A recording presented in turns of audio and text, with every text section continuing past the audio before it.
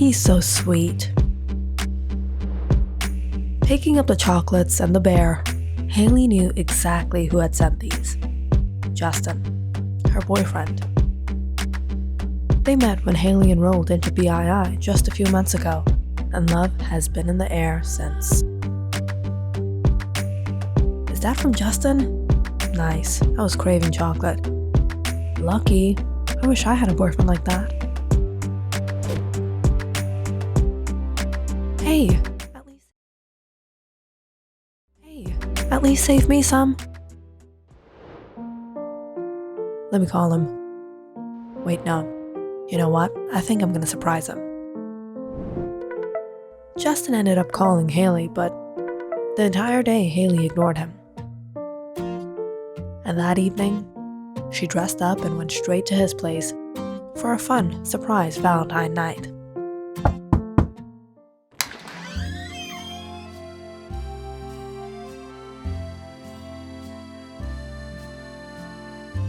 Haley, wow, you look amazing.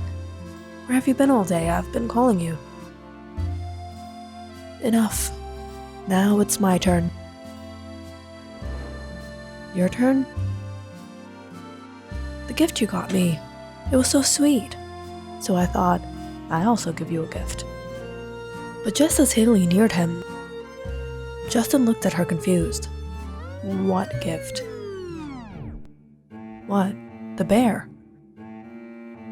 Haley, you know I'm against animal cruelty. Not that bear, the toy bear and the chocolates. No, I didn't get you any gift. What? And who was it? Wait, you didn't get me anything? No, that's not what I meant. Then what? Where's my gift? Justin shuffled his pockets and pulled out a paper. 2 tickets to BII Chickens Got Fried.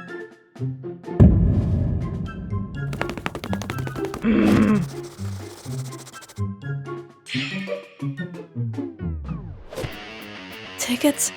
These are coupons. And it's expired. And you're against animal cruelty. I can't believe you, Justin. Haley, no. Wait. I think I have another one that's not expired. And so, Valentine's Day didn't turn out anything like what Haley expected. She stormed back home that night and locked herself up in her room. If it wasn't Justin, then who sent this? That's when she noticed a locket around the bear's neck and a note inside. Missed me? Tony? Oh no. It all happened the summer before she moved to the city, the worst summer of Haley's 18-year-old life. Haley grew up in the small beach town of Westerly in Rhode Island. She went to the local BII High, was fairly popular, and life was good. And who could forget Amber? They were best friends since childhood. Amber was a little crazy, but she was a whole lot of fun. And the two girls spent much of their high school years playing pranks and stupid stunts.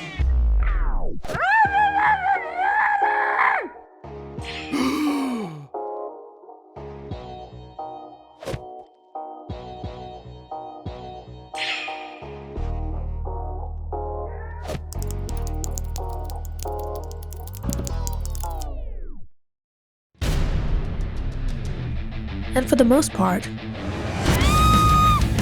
they got away with it.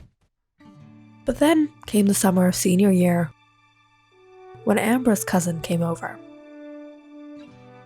Tony. On first impressions, Haley was love-struck. You didn't tell me your cousin was a Greek god in the flesh. He's alright. Come on, Amby, you have to hook us up. I don't think you want that. He's a little bit crazy. More crazy than you? Yeah, he tried crossbreeding different species of animal. What do you mean? Like a lion and a duck?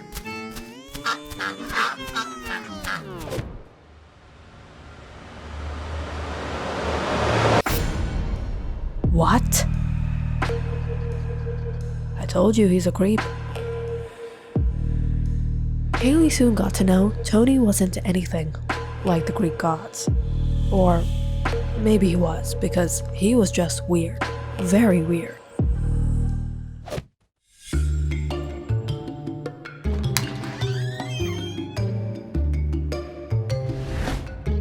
Why are we here? What are we doing? Just wait.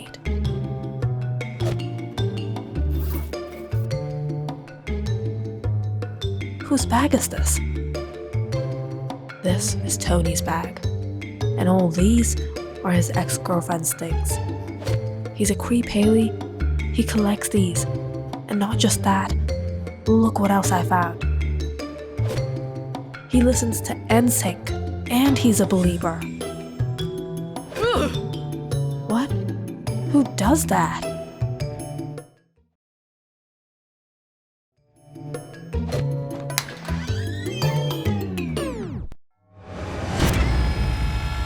Hey, what are you guys doing in my room?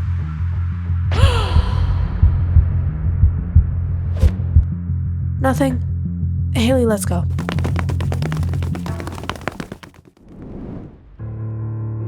But that wasn't the only creepy thing about Tony.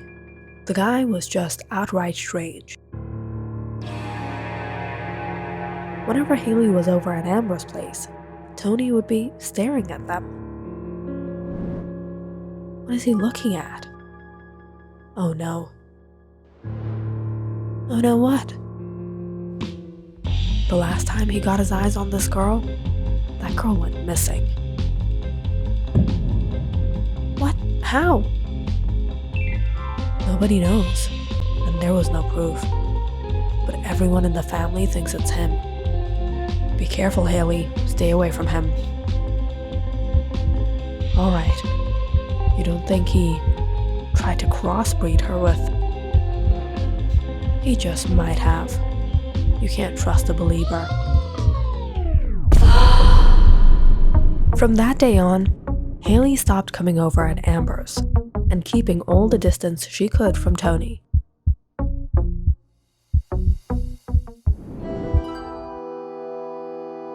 But it was one of these evenings. Amber called her over. Haley, I need you to come over right now. What happened? It's important. So Haley went over as fast as she could. What is it? There's something you need to see. Amber anxiously looked around before she sneaked Haley to the attic. What are we doing in here? Just stand right there. Confused, Haley stood still, when all of a sudden, Amber handcuffed her to the pillar. Amber, what are you doing? Uncuff me right now. I'm sorry. I have to. What? What do you mean you have to? Open me. This isn't funny, Amber. I'm sorry, Haley. He's got dirt on me. Please, for your bestie. It's just one time. One time? One time what? No way, Amber. Don't give in. You have nothing to be embarrassed about. In all the hustle, all of a sudden, the attic door opened and Tony popped in.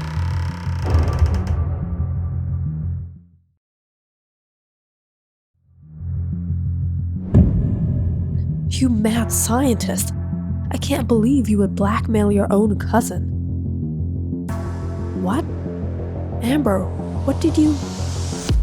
I did everything you said, Tony. Please, don't tell anyone. Tell what? What are you guys talking about? Luckily, That day, the neighbors called the cops, hearing the ruckus. And when the cops arrived, Haley didn't hesitate to give Tony up. He blackmailed her. He was planning to kidnap me and do who knows what crossbreeding experiment. What? No, I didn't. It's all a lie. Officer, we found this magazine in his room. The Crossbreed Politan. I don't even know what that is.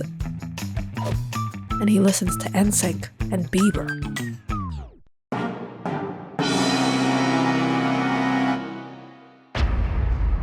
Who does that? Since Tony was still underage, he got sent to juvie with 3 months probation, and luckily, that was the end of that. Because come summer's end, Haley said goodbye to Westerly and moved to New Haven for college.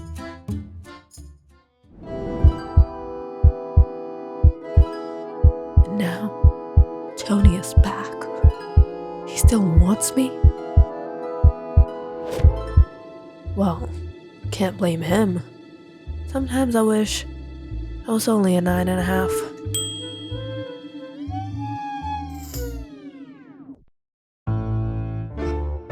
Haley couldn't sleep that night thinking about the possibilities.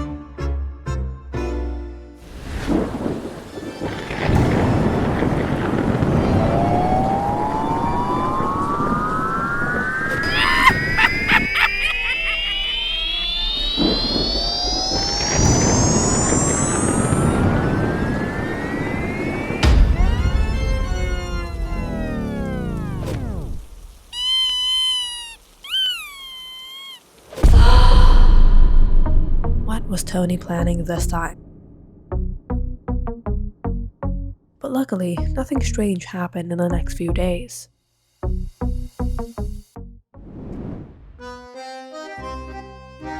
Or at least, until Haley got another package. What is this? There was no label on it. It's from him.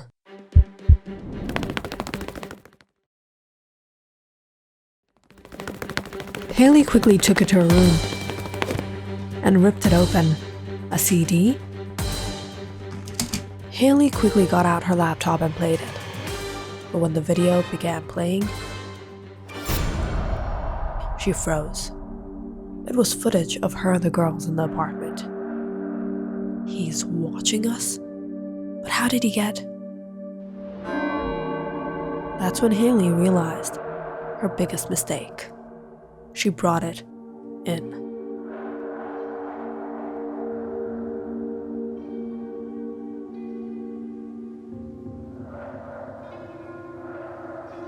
Suddenly noticing the glimmer in the bear's eye socket, Haley ripped out the eyeball. There was a camera installed inside. You creep! Stay away from me! Taking out all her rage, Haley stomped on the bear.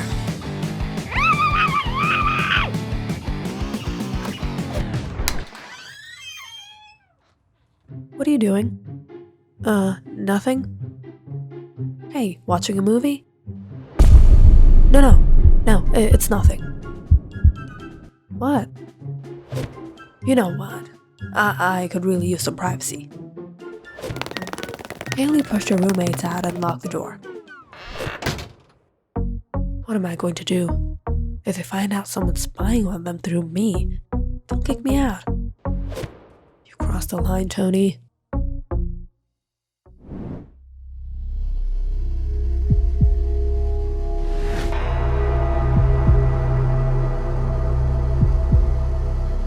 Shouldn't have done that, Haley. Haley hadn't been speaking with Justin since Valentine's Day, but now she didn't have a choice.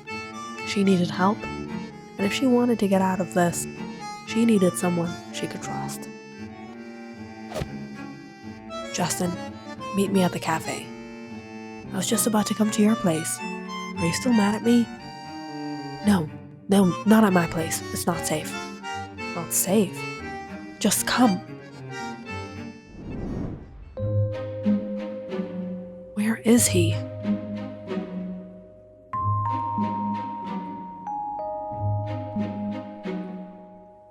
Haley ended up waiting an hour at the cafe before Justin finally arrived. And do you expect me not to be mad at you?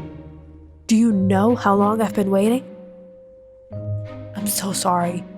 I don't know what happened to my motorbike. Someone slashed the tires. I had to walk the whole way here. What? No. It was him. Him? Him who? Tony. He's been stalking me ever since he got out of juvie. That gift, it was from him. He installed a camera in it, and he's been watching me. And now coincidentally, your bike tires get slashed? It has to be him. How can you be so sure? You don't know this guy, Justin? He's crazy. Justin didn't want to believe Haley. The next day, when Tony pulled his next move, even Justin couldn't deny someone was messing with Haley. He hacked into all my social media accounts. Look what he posted. What is that? That's his duck. What kind of duck is that? He's a crossbreeding mad scientist, Justin. There's no doubt it's him. When you're ready for my next gift, give me a call. We have to do something about him, Justin. You don't know what length he can go to. One of these days, I might even go missing. We have to contact him. So that night, Haley sent Tony a message. Tony? Haley, it's been a long time. Why can't you just leave me alone? You know I can't do that. You owe me. You ruined 3 months of my life. You humiliated me in front of everyone. Why don't you just get it? I'm not interested in you. You want me to leave you alone? Sleep with Amber.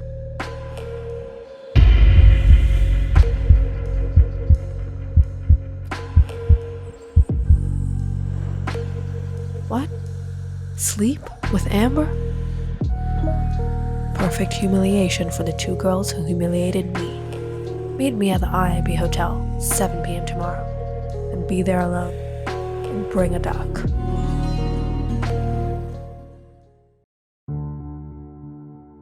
Reading the last message, Justin stared at Haley in shock. You were right. He is a psycho. This means he's been after Amber too. I don't have a choice.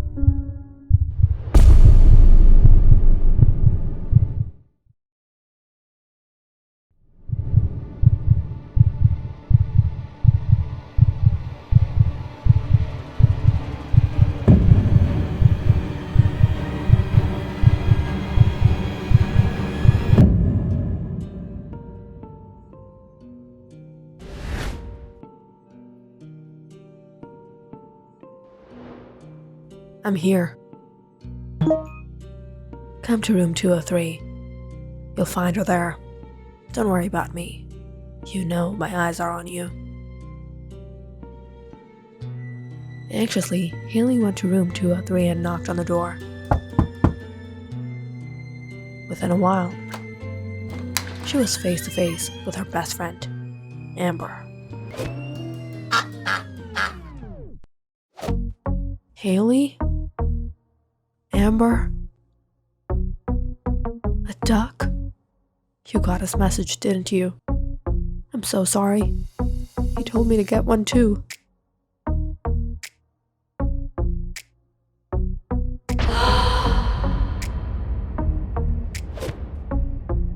He told you to bring that?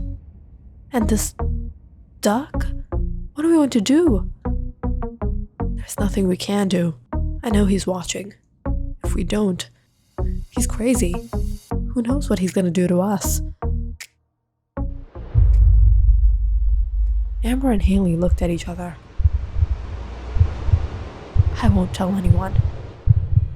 Alright, let's get this over with. But just as the girls were to get into bed, the door slammed open, and in came Tony and Justin.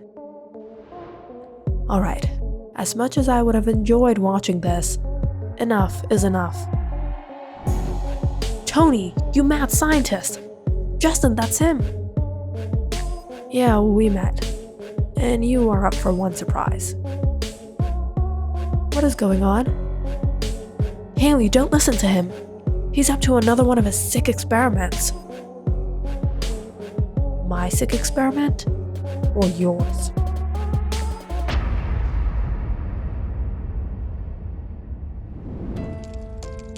Amber and Haley have been friends since childhood, and there was a secret of Amber's that Haley always kept, even to this day.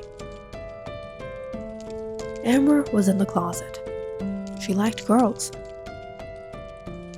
But what Haley didn't know was that Amber had a crush on Haley herself.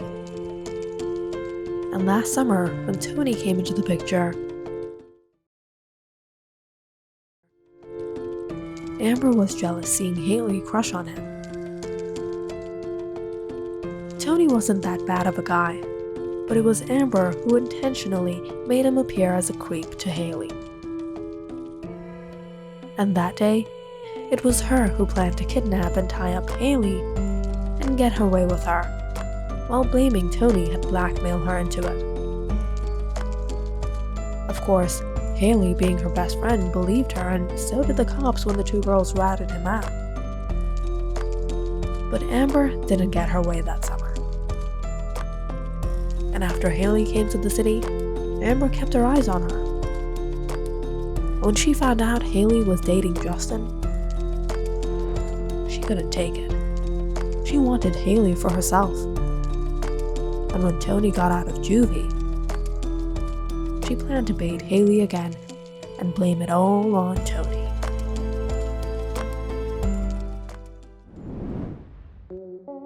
Fortunately, however, Justin managed to contact the real Tony, who came just in time to save the day, just like he had the first time around.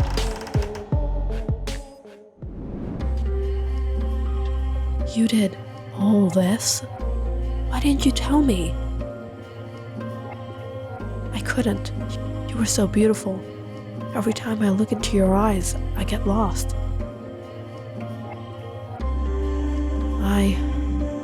I know. I don't blame you. Huh? What is up with these girls?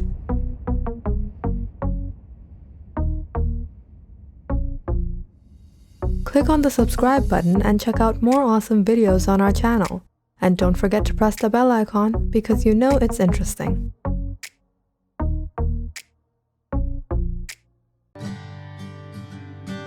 After a long day working overtime at the Chicago BII Times newspaper, James Barron was on his way home.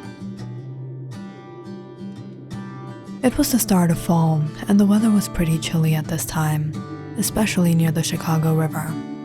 James hurried towards the subway. When he noticed a young woman just a distance away, he was a bit intrigued to see she didn't have a jacket or even a bag. As he went down the stairs, the young woman too followed after.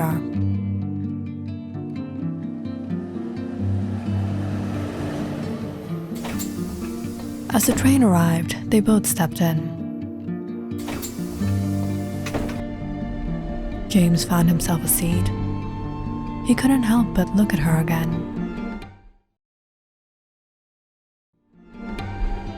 She stood by the door, staring out the window into the pitch darkness, her eyes teary as she clutched onto the pole.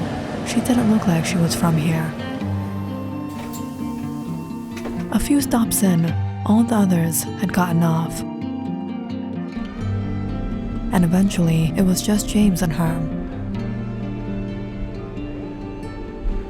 And a few other men to the far corner.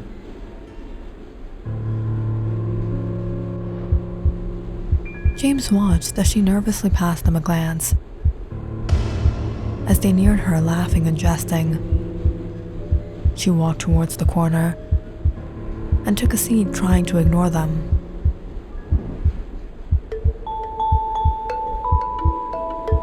Rachel? You're here? I almost didn't notice you. Late from work?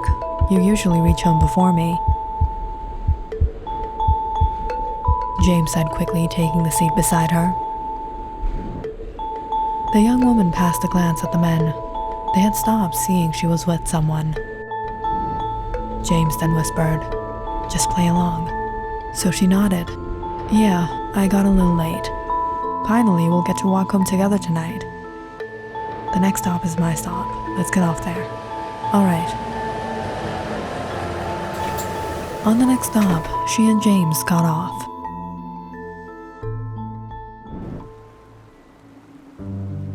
"So, where can I drop you off?" After a moment of silence, the young woman said, "I don't have a place to go." James didn't know what to say. She looked at him. "I'm hungry." James took the young woman to a nearby food stand, where he bought some hot dogs for them, and found a place to sit at the park. He watched as she ate her food silently, until he finally broke the silence. "So, what happened?" "I'm not from here.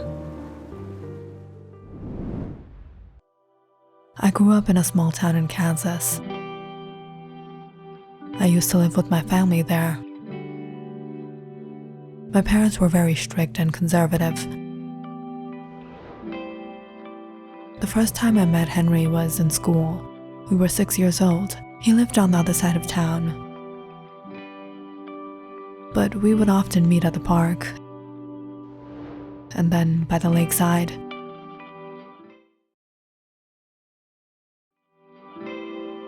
And eventually, we fell in love. But as I grew up, I realized our families were very different. My father belonged to a church, and he wanted me to marry someone from there. And Henry's family didn't belong to the same church as us, although this never bothered me. When my parents found out I was having a relationship with someone outside of our church, it caused a lot of trouble. They restricted me from meeting him, stopped all our communications. They even threatened his family. And down the line, his family too became objective of me.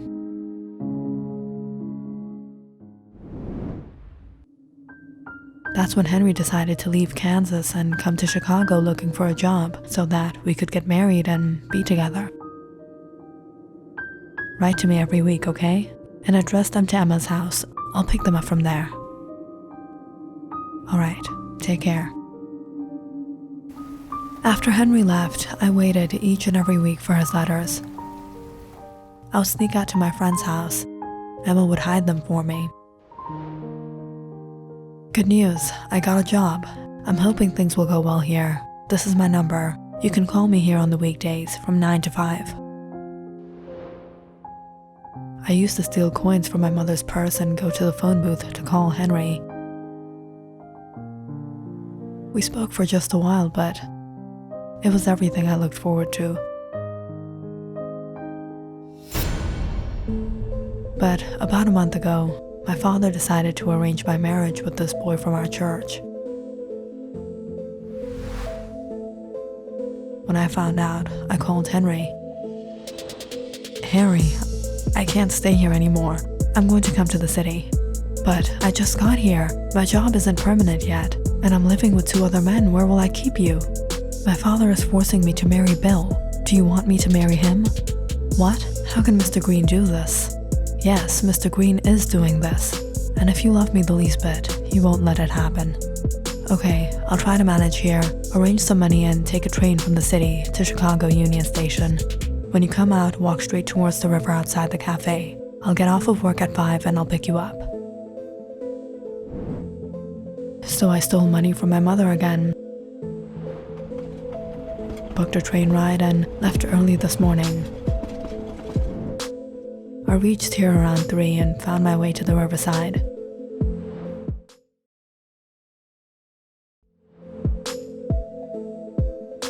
But Henry didn't come around 5. I waited until 7 when I called him from a phone booth.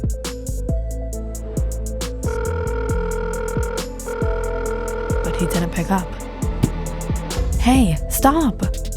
And then my luggage and my handbag got stolen, and now I have nothing. When it started to get late and everything was shutting down, I started to get worried. I didn't know what to do. But when I saw you getting on the subway, I thought maybe I could spend the night on the train. But then those thugs noticed me. Do you have his number? I don't have it written down, but I have it memorized. James took the young woman to a phone booth, and they called the number.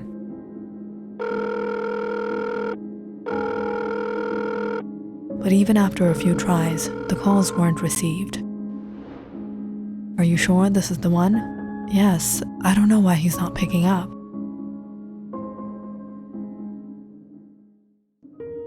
So, what now?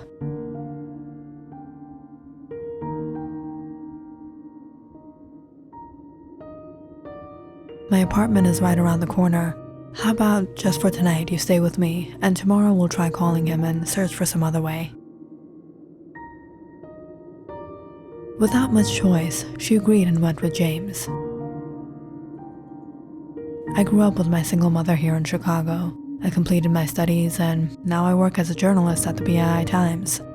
But after my mother passed away, I've been living all alone. The young woman quietly listened as they reached the apartment building.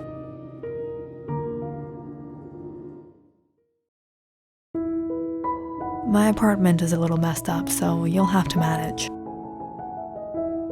It's all right. She didn't expect the house to be too messed up. But when she got inside, she was surprised to see the kitchen loaded with dishes, clothes scattered around the house, the furniture all over the place. Embarrassed, James quickly picked up his clothes and put it aside before he looked at her. We had dinner already, so I guess we can go to bed. You can sleep in the room and I'll sleep on the sofa.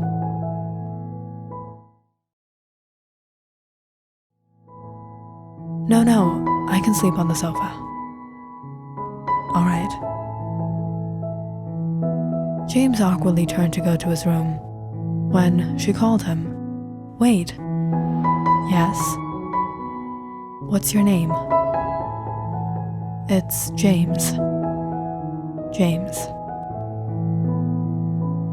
Wait. Yes? Your name? Olivia. Got it. The next morning, Olivia woke up to sounds in the kitchen. She got up to see James just came home with groceries. Olivia, I got some cereal, milk, and eggs. You can have breakfast, maybe read a book if you get bored. I'm getting late for work, so I have to get going. I'll be back at 6, and I'll see what I can do about Henry, and when I'm back, we can try together, okay? Okay.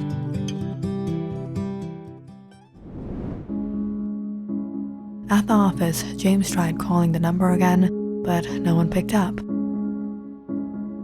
He then thought about putting up an advertisement on the newspaper, but he couldn't get the approval. So lastly, he printed out some pamphlets to post around the neighborhood. What's this? I met this girl last night. She's searching for her boyfriend. Just trying to help her out. I put the number from desk 303. I'm letting the reception know, but if you hear anyone by the name Harry Alton call, let me know. Alright, man. After another long day at work, James was in a hurry to return home. But before that, he had to make a trip to the market. Olivia had absolutely nothing, so he bought some clothes, a towel, and watched what the other women were buying and picked up a few bottles of this and that. James then picked up dinner and returned home around 6. But when he stepped inside, he got a bit confused. Everything was neat and clean. Hey. What did you do to the place?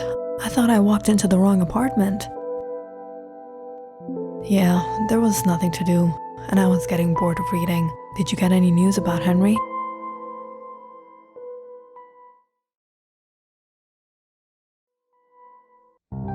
I tried calling, but he didn't pick up. And then I tried putting up an advertisement, but I couldn't get the approval, so I printed out these pamphlets. I put some of them up already. If he searches for you in this area, he'll call. I put my office contact info. Disappointed, Olivia let out a deep breath. I got you some things. Olivia looked in the bag to see clothes, shampoos, and perfumes. How about I get freshened up and we can have dinner? I got pizza. Dinner was quiet that night.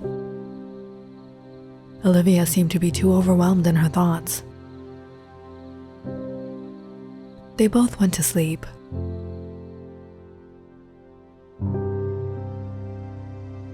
But sometime in the middle of the night, James woke up to get some water. When he stepped out, he noticed Olivia was on the balcony. She was crying.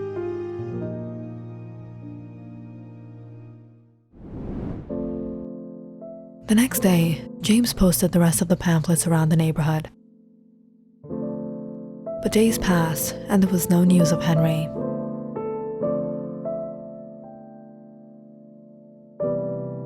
Every time he returned home, Olivia asked him the same question. Did he call? Did you find out anything? Not yet, but maybe soon. It's just a matter of time. Usually, James tried picking up food from different restaurants every night. Can't we just cook at home? My mother used to cook the best food, but since she passed away, I've been eating out. Why don't you bring some vegetables, meat, and flour tomorrow? I used to cook back at home. I can make dinner.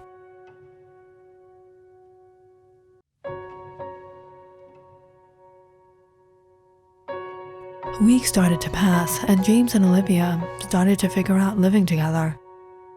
Olivia seemed to be lightening up.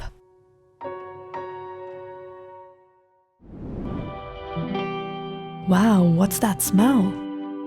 I made lasagna. I feel like I'm having real food after a long time. Olivia watched James eat in excitement. When he suddenly stopped and looked at her, Olivia, I want to tell you something. What? No, it's nothing. James awkwardly said before he got back to eating.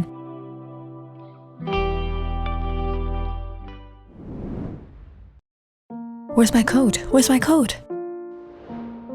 Don't worry, here it is. I cleaned it and ironed it out. Quick, I'm getting late. But the iron was acting up. We're gonna need another one. Okay. Wait, bring groceries on your way back. Okay. Soon life together had become beautiful. It felt as if they had always lived together. They understood each other and were happy together.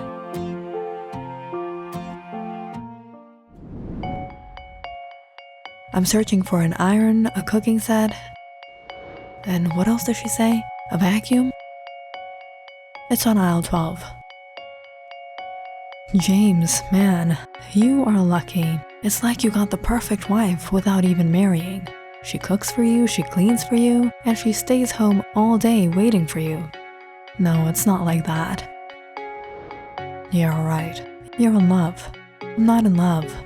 Man, be honest to yourself. Why aren't you confessing to her? What is she going to think? I'm taking advantage of a situation? Excuse me. No, James. Her boyfriend was a cheat who got her in trouble and then just vanished. And look at you two, you're perfect together. I've never seen you so happy before. You'll be happy, her life will be better, so why not? I have to think about it.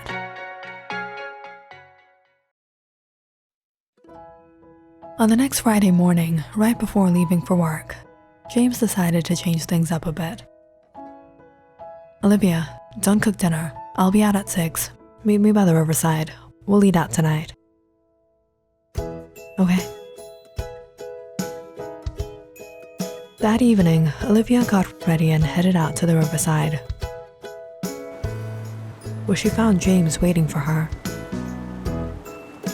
You look nice. Shall we go? Sure. They found a good restaurant and had dinner before they took a walk down the river and sat down to catch a breeze. This is where I first saw you. Olivia smiled as she looked out at the waters. I remember.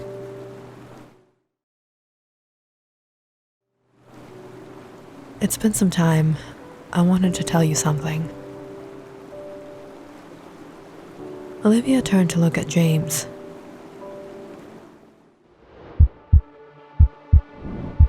When suddenly, she noticed someone a distance away and jumped up. Harry? Where were you?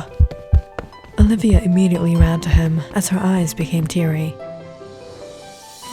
Olivia, I'm so sorry. After I told you to come, I got so worried I started searching for a new apartment. Then I suddenly got into an accident. I was in the hospital for a couple of days. The number I gave you was my office number, but since I wasn't going, you probably couldn't reach me there. But ever since I left the hospital, I've been searching for you. And then I found this pamphlet. But when I called the number, the operator couldn't connect me to Mr. James Barron because I didn't have the extension number. I didn't know what to do. All these days I kept searching around here, hoping one day I might spot you. Looking at each other's eyes once more, the lost lovers reunited. James got up and went to introduce himself. Hello, I'm James Barron. Harry, he's been taking care of me ever since I've been in the city. I don't know what would have happened to me without him. Thank you so much.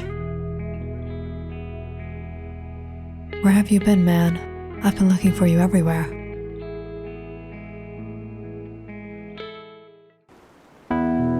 Seeing Olivia and Henry so happy together,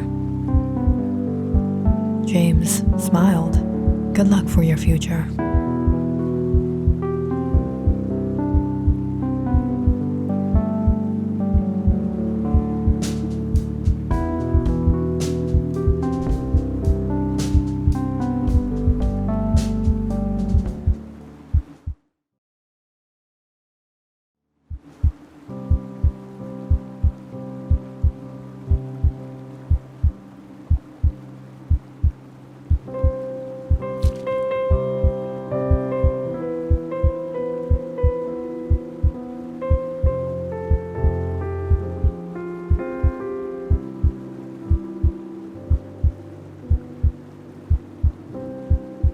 Click on the subscribe button and check out more awesome videos on our channel.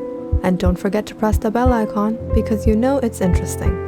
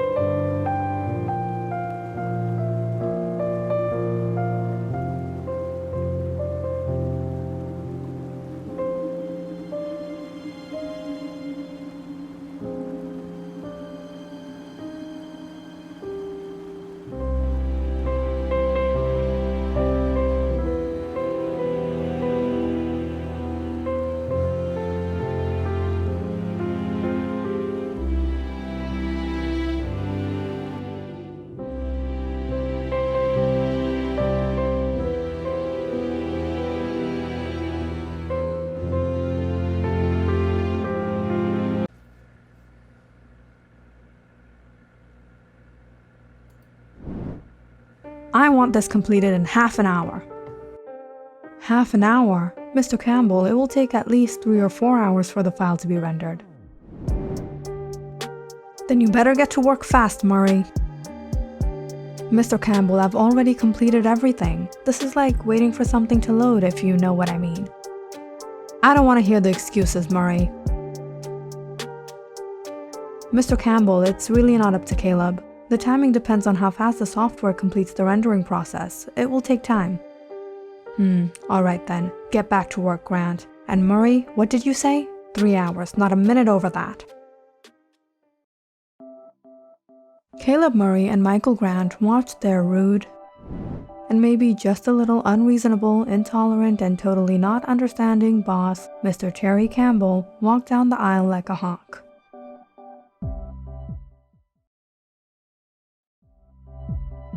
They were software engineers at the Campbell Tech Company in Cupertino, California. Thanks, man. I just couldn't make Campbell understand at all. No problem. He really doesn't get what we do for him anyways, so what do you expect? I better get back to work. Yeah, probably. Hey, I heard you were searching for a room. There's a vacant room in my apartment if you want to rent. Really? I've been searching for months now. That would be great. I'll talk to my landlord about the lease. We'll divide the rent. It's a win-win for both of us. And so, Caleb and Michael became roommates. And over the days of working and living together, they became good friends. They had a lot in common anyways. Dude, which edition of the BII Adventures of Wayne the Huntsman comics is this? Whoa, be careful, those are rare. I've been collecting them for years now. Cool, man, can I borrow these? Knock yourself out, I read them all. Thrice. I'm gonna sit back and watch my daily show. What are you watching? You don't know? It's 7 p.m. Professor Connery's What's Beyond is on. It's the best paranormal TV show of all time. Popcorn? Caramel coated? You bet.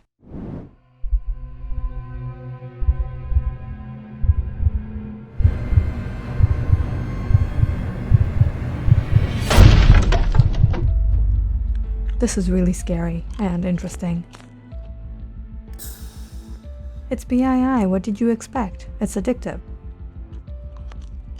Michael and Caleb were enjoying their lives.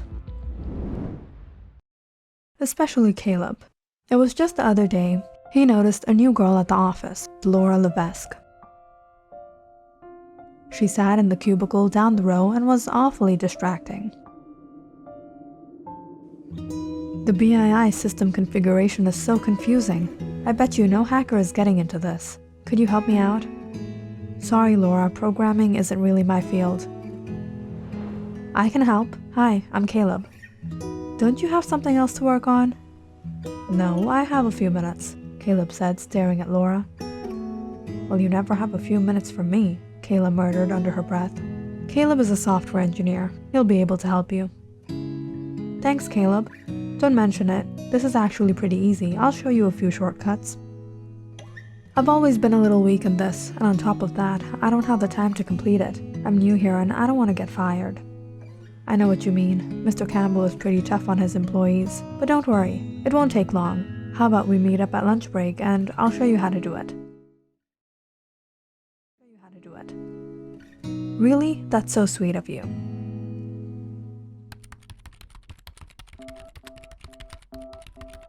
Lexical analysis is really easy. I can show you how to tokenize the input code with your eyes closed. I think I have a long way to go till I reach there, Caleb.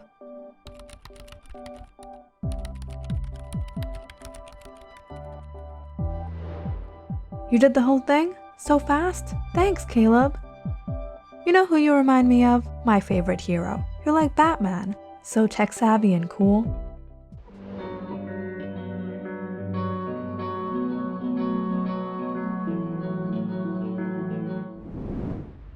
Meanwhile, Michael too was having a great time. Things turned around for him when he too bumped into the most beautiful girl in the world. Whoops, sorry about that. Hi, I'm Michael. You need some help? It's okay, I'm just taking this to my car. I'm Laura. No, it's alright, let me help you. Are you new here? I haven't seen you around. Yeah, I'm a programmer. Me too, we should catch up sometime. Michael struggled to carry the box. What was this girl carrying in here? Nonetheless, he was relieved when he pulled it off without having to use his inhaler. Wow, we got here fast. Do you work out? This was pretty heavy. Well, you know, I do my thing. You're so charming, just like James Bond. I like James Bond.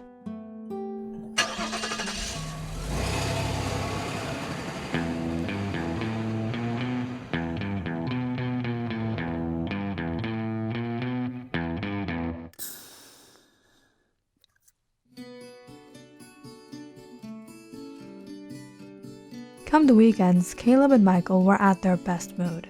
They were making future plans for their love lives. They plopped down on the couch, turned on BII's What's Beyond, both smiling at each other. You first.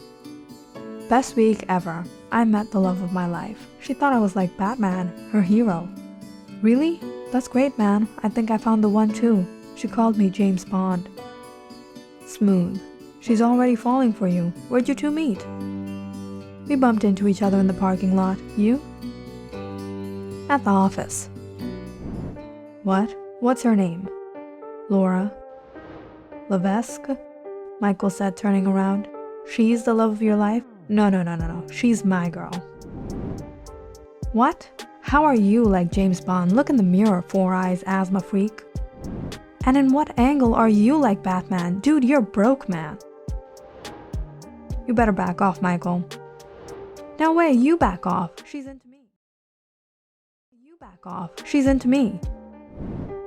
We'll see who she's into. They always pick the smarter ones anyway. Smart? Huh. You can't even get a project file rendered in half an hour. Oh, the game is on.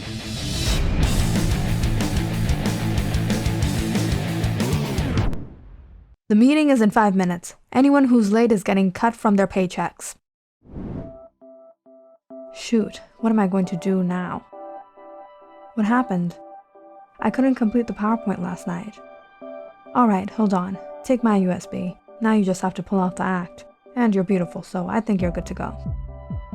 Aw, thanks, Caleb. You're just too sweet. Where is everyone? I better get going.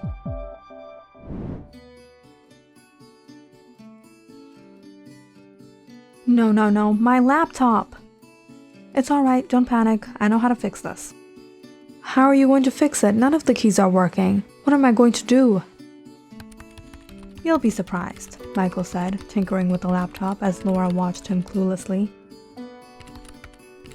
Ta-da! Running fine.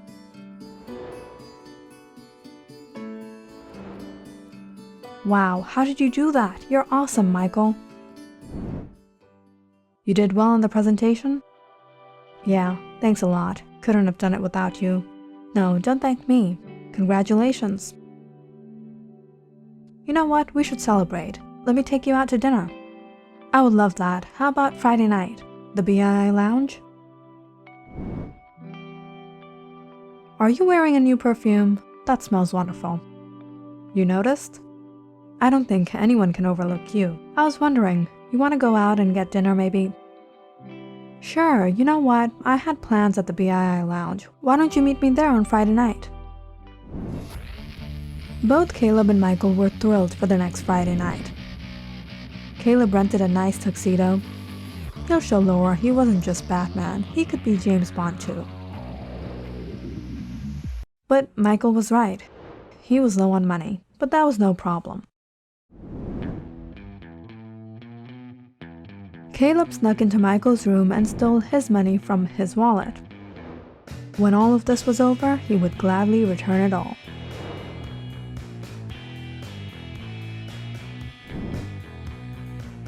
Caleb put the money into his wallet, and his wallet into his tuxedo, before he hurried off into the shower. He didn't want to be late. However, when Caleb was singing in the shower, Michael snuck into his room. He had gotten suspicious the minute he saw the tux.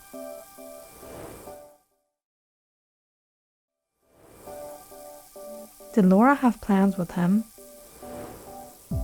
Nope, this wasn't happening. He grabbed Caleb's tuxedo and hurried off.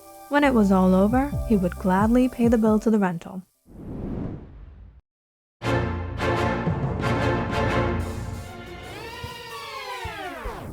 Caleb's tuxedo was a bit big on Michael, but it wasn't that bad. He threw Caleb's wallet into the closet and grabbed his own wallet and headed out the door. Laura, you're looking gorgeous tonight. Hey, you're looking nice too, like James Bond actually. When Caleb came out of the shower to see his tux was gone, Michael. It could have only been him.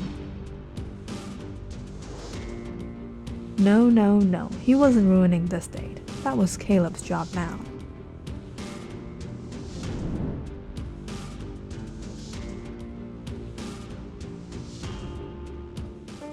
Caleb, you finally made it. What happened? You got caught up on the road? Yeah, my roommate can be a jerk sometimes, but I made it, Caleb said, clenching his jaws, staring at Michael. The more the merrier. Looks like you're the odd one out here, not wearing a tux. I know you don't have money to buy a tux, but you didn't even have the money to rent one? Wow, you can actually see with those eyes? I actually did rent a tux, but unfortunately it got stolen. Who would steal a tux? That's strange. It's alright, at least I made it here. If it was Michael, it would have been tough for him. I hope you brought your inhaler, man. Didn't lose your breath coming here, did you? Laura awkwardly chuckled. Yeah, I was going to tell you, I invited Michael. I heard you picked this restaurant. Is it because of what happened last time? Caleb's last date fled. That's why he had to book a little far. The other restaurant banned him. You got banned from a restaurant? Both the guys looked at each other and then at Laura. It was better to bail out rather than losing a second chance with her. The date was ruined already. The bill is on me, but Michael, I think you brought my wallet by mistake. Funny, this isn't your wallet, it's my wallet. I'll give the bill. Caleb raised his brow seeing Michael take out his wallet. His empty wallet. Oh, okay, you give the bill. Michael gave Caleb a smirk as he opened his wallet.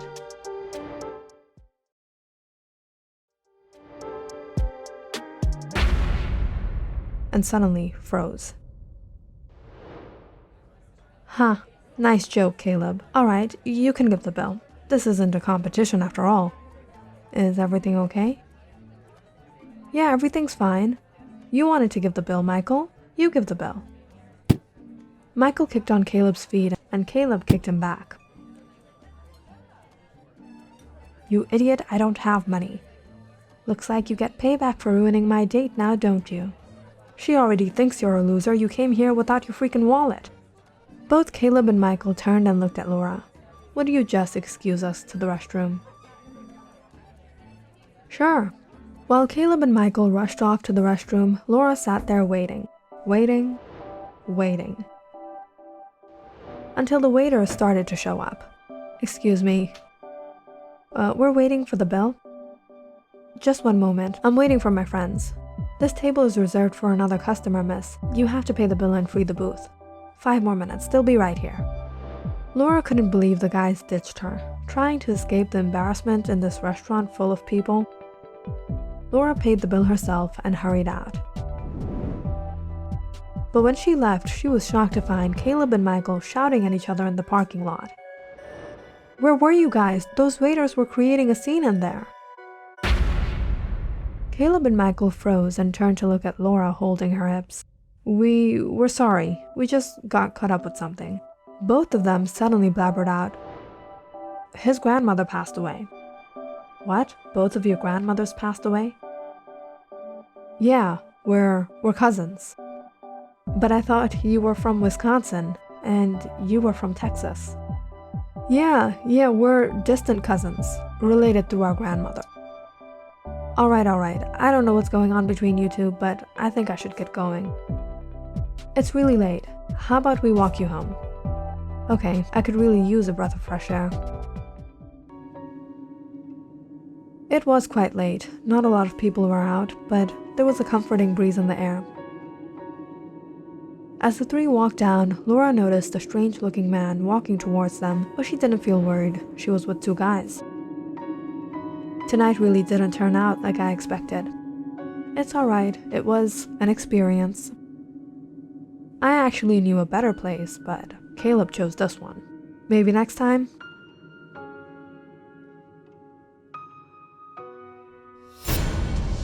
Suddenly, Laura froze as she heard a shout. Give me all your money, your bag, your jewelry. She widened her eyes seeing that strange man, and in his hands was an itsy-bitsy knife.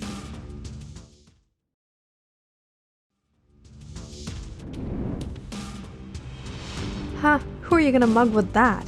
You're in big trouble, she said as she turned to call Caleb and Michael, except she turned to see them far down the road. Oh no. The night turned out horribly wrong for a number of reasons that the guys would rather forget. Come the next morning, they were nervous and extremely lacking confidence when they arrived at the office. What would they tell Laura? They already looked like a fool. Hey, what happened to walking me home last night? You guys left me there to get mugged. It was Michael's idea. What? You're the Batman, why didn't you save her? Me? I was Bruce Wayne, I wasn't prepared, but I thought you were James Bond. You should have saved her. That's enough. I actually have some good news for you two. Mr. Campbell proposed to me. What? We're getting married. Oh, there he is, my soulmate. Laura hurried off to Terry, who had brought her flowers. Terry, these are beautiful. Not as beautiful as you, honey boo. Oh, Terry, you're so sweet. My Superman. Laura and Terry walked arms in arms into his office as Michael and Caleb stood there shocked to their core. Superman? They don't want a stud or a Prince Charming. They just want money.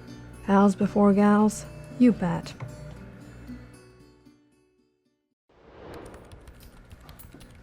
Oh darn, this new software is so difficult. Would you mind sparing me a minute? Sorry Laura, I'm busy. Oh, okay, I'll see if Michael is free. I'm in the middle of something, Laura. Yikes, 0 progress? Campbell's not gonna like that. What's wrong over here? Aren't you two supposed to be working? What's the chit-chat about? Terry, it's me. I've been having trouble with the new software. You mean you've been sitting here all day? Laura nervously looked at Campbell. Yeah, but don't worry, I'll see what I can do.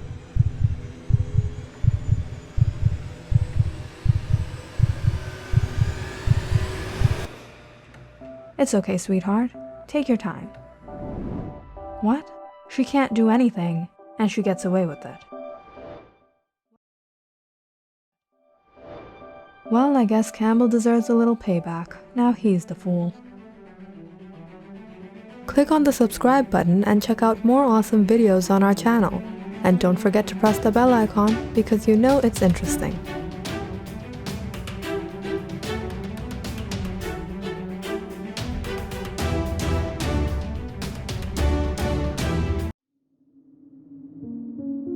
It was a beautiful, windy afternoon in Seattle, Washington. Not a speck of sunshine could be seen through the gloomy skies that were covered in dark, gray clouds. Meredith Moss was walking out in the garden area of her apartment complex. She wasn't really in a good mood. Life had her a bit overwhelmed at times. She walked through the park, enjoying the cool weather, pondering over her life. She was all alone in the city of Seattle. Not a lot of people were out today. Meredith watched the last of those who were out head back inside in a hurry. Suddenly, she flinched to the sound of booming thunder in the air. At once, large drops of rain started scattering over the pavement. Before she could even make a move, the whole atmosphere had become foggy in the heavy rain showers that poured from the skies. Meredith needed to get going. She grabbed her dress and ran to the apartment entrance. As soon as she got under the shade of the building, she wrenched the water out of her wet skirt. But it was really of no use. She was soaked. Meredith sighed, looking at the stairs. She lived all the way on the 8th floor. The windows to the corridor were always kept open, and the stairs, they were slippery wet as well. Although this was a big issue for Meredith, no one else in the building seemed to care because there was an elevator handy at their service. Meredith didn't like using elevators, but today seemed like a day she would have to. It was raining and thundering so hard, she just wanted to get home. She took a deep breath and pressed the button. The elevator opened up in moments and Meredith stepped inside. She selected her floor and held tight to the railing. She hated the dizzy feeling she got whenever the elevator lifted off. She closed her eyes and tried to think happy thoughts.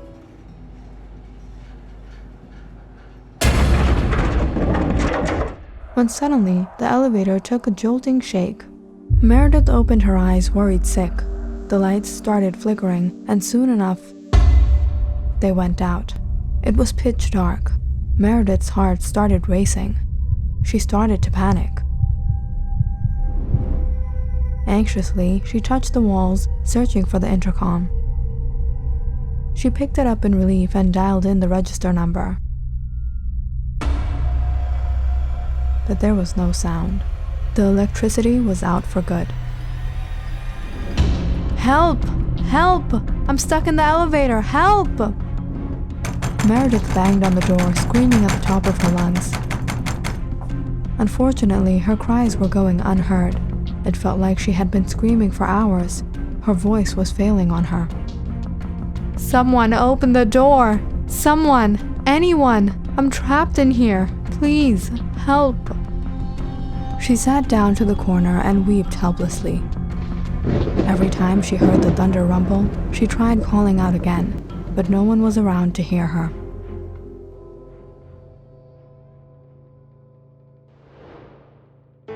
"Is anyone inside the elevator?" It sounded like the voice of a young man. Meredith jumped up immediately. Yes, please, I've been stuck in here for so long. Please help me out." Okay, can you hear me clearly? Is everything all right in there?" "Yes, I can hear you. Please just help me get out of here." "Don't worry, just try to stay calm. Let me see what I can do. Maybe I can get in. I'm trying to open the door." When the electricity suddenly went out in his apartment, Sterling Walker went out to check the matter, when he suddenly heard the cry of a young woman from the elevator. He took out his pocket flashlight and held it in his mouth and tried to inch open a space between the elevator door. Once he got his hands inside, he was able to push the rest of it open. The elevator was stuck in between two floors. Sterling got down and opened the emergency exit on top of the elevator.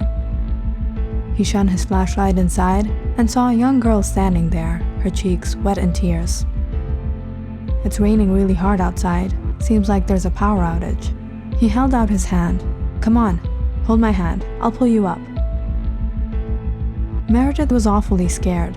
What if the elevator would go crashing down to the ground floor? What if he would drop her under? She didn't have the strength to pull herself up. Her eyes started tearing up again. I can't do this. You have to try. Put your feet on the railing and try to push yourself up. I can't. This is too difficult. Come on, it's not as hard as you suppose. No, I'm telling you I can't. It was hard to see as was, and Sterling was trying to give his best to get this girl out of here, but it felt like she wasn't even willing to cooperate with him. Alright then, you stay here and wait for the electricity to come back, if it does anyway, and I'm leaving. Sterling put his hands up on the top floor and was about to hoist himself up when Meredith called out to him. No, please, don't leave me here alone. Sterling stared at her. She was so scared. She started shedding tears again. Please don't go. Sterling got down again. Move out of the way. What are you doing? Sterling jumped inside, rubbing the dust off his hands. Okay, if you're not gonna get out of here, I'll stay with you till the electricity comes back. Sterling sat down in the opposite corner, fiddling with his pocket flashlight. The light had dimmed out already. He didn't know how long it was going to last like this. What's your name? Meredith Moss. I'm Sterling Walker. I live on the 5th floor, and right now, we're stuck in the middle of the 4th and the 3rd. How often does this happen? Well, I've heard it does. That's why I don't like using the elevator. But it was raining so hard today, I got all soaked. I thought I'd get home a little faster. Oh, I was wondering why the floor was so wet. Yeah, I forgot to go to the bathroom today. Sterling shifted a little uneasily. It's okay. Happens. Meredith chuckled. Don't worry, it was my dress. They can soak up a lot of water, okay? Phew, you scared me there. I've never seen a girl cry this much before. That's 'cause you've never been stuck in an elevator before. Well, I'm stuck here with you now, Sterling said as he started searching his pockets. He took out a packet of peanuts. Might as well make the best of it instead of crying, right? Want some? Meredith smiled and shook her head. No, thank you. So which floor you live on? What do you do? On the 8th, I moved here a couple of months back. I'm not really a city girl. I miss home in Wyoming a lot. No skyscrapers and technical difficulties there. Just plain open fields and fresh air. Nice. I always wanted to visit the countryside. Well, I'm gonna go back home for Christmas. I can show you around if you want to tag along. Yeah, not unless we die in here today. What? Meredith said in shock. Sterling laughed out. I was joking, don't worry. Last thing I'll do before this plummets down is get you out of here first. Promise? What? You women have it real nice, huh? And what about me? The two started laughing when suddenly the lights to the elevator flickered on again. Sterling jumped up in joy, stumbling back with the jolting shake of the elevator starting again. Finally, the electricity is back. Now that wasn't too bad, was it? He said jubilantly, but the elevator was eerily quiet. Sterling held the railing, a bit startled to find the elevator empty. He turned around in a circle nervously. Where did the girl go? Sterling waited anxiously for the doors to open. As he stepped out, he held the door for a while and just stared inside. No one but him. How could this be? She was in there, with him the whole time.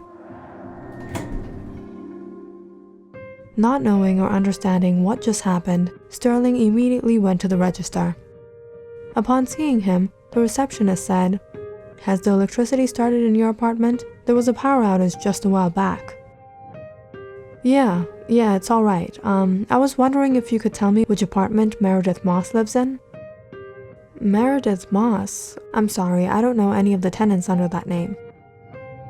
Are you sure you know all of the tenants? She's young, like in her 20s, hazel eyes, brunette. She was wearing a sundress. Maybe you saw her come in. Sorry, mister, I've been here the whole day. I would have remembered a pretty girl if I saw one. There's no one named Meredith who lives in this building. Sterling was absolutely bewildered by what he experienced.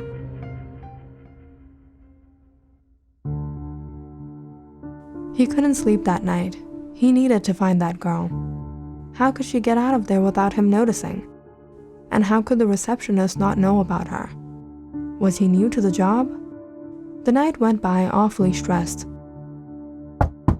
And the very next morning, Sterling went to the 8th floor and knocked on all the doors. Not only did Meredith not open up, but no one even knew her. Sterling tried speaking to the security guard, but even he didn't know who he was talking about. Despairingly, Sterling sat down on the stairs and tried remembering what exactly happened that day while he searched up Meredith Moss on his phone. What? What is this? Sterling spotted a news article on the apartment complex he lived in. Apparently, the apartment complex was actually quite old. It was built in the 1900s, but having been renovated many times over, it looked like it was in good condition. However, the machinery, electrical lines, and plumbing often had many issues and malfunctioned, like it did that day. There was a woman named Meredith Moss who lived here some years back. She had gotten trapped in the elevator during a power outage due to a horrible storm. Being trapped in there for so long, she became frightened and suffered a stroke, and by the time the management opened the doors, the woman was found lifeless. She was only 22 when she passed away. She had recently gotten a job and rented an apartment on the 8th floor and was trying to build her future in the city. It seemed that a small accident turned things around for her. Sterling couldn't believe what he was reading. He opened up a few more articles on the incident. They all reported the same event. Meredith Moss was no more. She was buried at the Seattle Cemetery not too far from here. Sterling left all his work and headed there. He needed to see this for himself. He was overawed when he looked at the picture of Meredith Moss engraved onto the tombstone. This was her. This was the girl he was with that day in the elevator. I was hoping to meet you again. I never imagined it to be here, like this. I hope you can rest in peace, Meredith.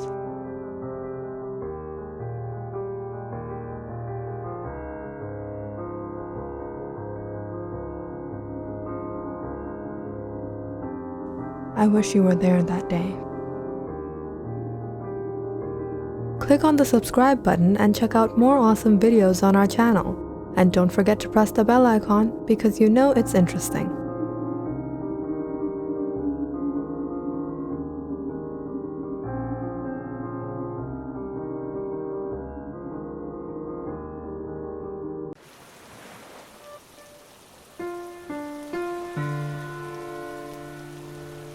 There wasn't a single moment I thought she would leave me, but I was so stupid. I'm done with women. I'm never falling in love again. Yeah, dude, nobody saw it coming. Are you mocking me? You talk as if it was so obvious. It was, dude. We all saw it coming. What?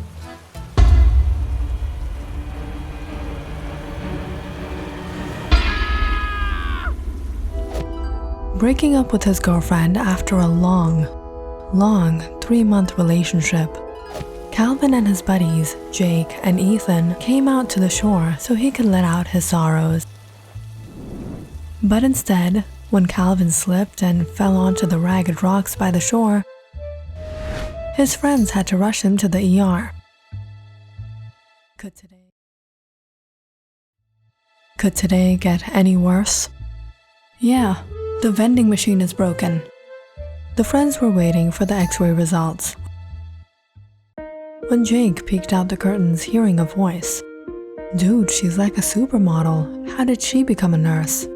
You're right, and she's young. Who are you guys looking at?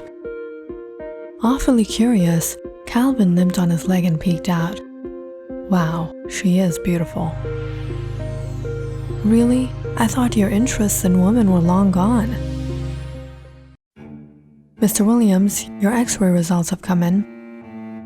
Calvin turned to see the woman who had taken his x-ray. So, did I fracture my ankle? I'm afraid it's a bit more complicated than that. The x-rays show a full-blown rupture of your tendon, but luckily, it can be treated with an immediate minor surgery. No, thank you. I'm fine. I don't need surgery. No, Mr. Williams. This needs to be treated as soon as possible, or the condition will get worse and then we'll have to amputate your feet. Amputate? Alright, fine. Are you going to do it? No, she's going to do it. The friends turned to see the beautiful young woman. How is everything? She said, taking a look at the x-ray. Wait. She's going to do my surgery? This schoolgirl with tattoos? She's like really young. Is she even a doctor? She's the only on-call surgeon available tonight. The young woman looked at Calvin shocked, but chuckled. Dr. Sarah Cargill, don't worry, no one has ever lost life in my hands. As the nurse took him into the surgery room and administered the anesthesia, Calvin stared at Sarah putting on her mask. Don't worry, it's my first surgery. What? Wait, no! William woke up in a hospital room. Surprisingly, he didn't feel the pain anymore. As he sat up, the door opened and there was Sarah. Mr. Williams? You're alive? Thank goodness they didn't shift you to the morgue. I thought you died. What? Well, I was hoping you would die. Kind of messed up during the surgery and then we had to amputate your feet. No, please, no. Calvin lifted up his blankets, squinting a glance as Sarah burst out laughing. Be at ease, everything went well. You'll be discharged tomorrow and the injury should heal in a couple weeks. Calvin too couldn't help but smile as she checked his feet and wished him a fast recovery. He felt a bit embarrassed for the way he had judged her before. Dude, I owe her an apology. Bring flowers on your way, okay? Is this an apology or a date? I thought you were never gonna fall in love again. Just do it, dude! The evening Calvin was discharged, he asked to meet Sarah last time. Mr. Williams? It's Calvin. I owe you an apology for my behavior. I was kinda having a bad day. Flowers. This was Calvin and Sarah's first meeting of many meetings to come. At first, it was doctor's appointments. But then, they started to meet outside and got to learn about each other. Calvin was the type of guy who was soft-hearted, living a safe, secure, and peaceful life. But Sarah was all about living life on the edge, the adrenaline rush. On their first date, Sarah's idea of a thrilling night was going to an amusement park and riding the tallest roller coaster there was. I think I'll skip. I have a weak heart. Please, your pulse rate is just fine.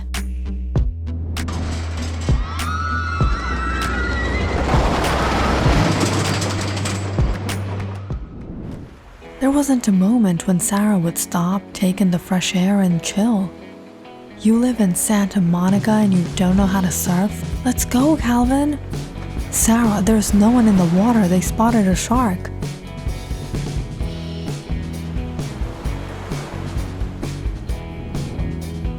How did someone like you become a doctor?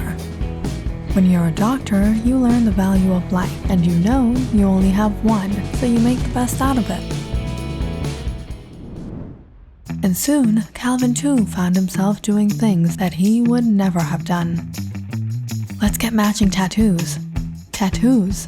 Come on, Calvin, I have a bunch of them and you're just getting one. And like they say, opposites attract. And before long, Calvin and Sarah were madly in love. It was one weekend that the couple spontaneously decided to take a road trip to Las Vegas. Alright, Sarah, we're here, but promise me you're not going to do anything crazy. Before Calvin could even finish, Sarah ran into the casino. Calvin went after her, but soon found her standing amongst a crowd. Bella, will you marry me? Jacob, are you serious? As the crowd started cheering, say yes, say yes.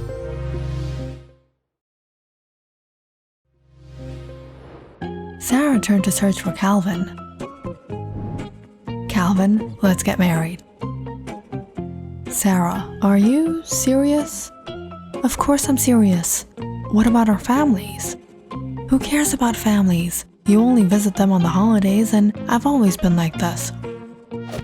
I now pronounce you husband and wife. We got married! Surprise!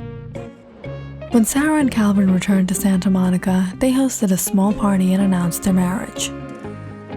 You guys aren't surprised? We guessed you two would do something like that. Married life together turned out to be beautiful. And not long after did Sarah give Calvin the news that she was expecting. Sarah, it's not one life anymore, it's two. So no more crazy adventures, no hunting, no surfing with sharks, or trying to drive like Fast and Furious. There is no way you are pulling a Tarzan stunt with our car with my baby. Alright, alright. Together, the couple prepared everything the baby could possibly need in their first year of life. And it seemed within a blink of an eye, the 9 months went by. And Sarah and Calvin had their baby girl in their arms. What are we going to name her? Angela. Where's the little kiddo? Can we hold her? No, don't touch her. Don't worry, we washed our hands, but she's still fragile. Okay, okay. No one's gonna mess with the mama bear. After 3 days at the hospital, both Sarah and Angela were doing great and were ready to return home. I've scheduled your postpartum appointments. I'll see you soon. Doctor, how long after childbirth do we have to wait? About 4 to 6 weeks. The small, happy family returned home, and everything seemed fine. But soon, things started to change. Calvin noticed Sarah had been staying away from him and avoiding intimacy. And he understood why, but he was desperate to be with his wife again. He waited for those 6 weeks to pass in which he tried to help Sarah every way he could. Well, looks like someone needs a new diaper. Give her to me, I'll do it. It's okay, take a break, I'll take care of her. No, I said I'll do it.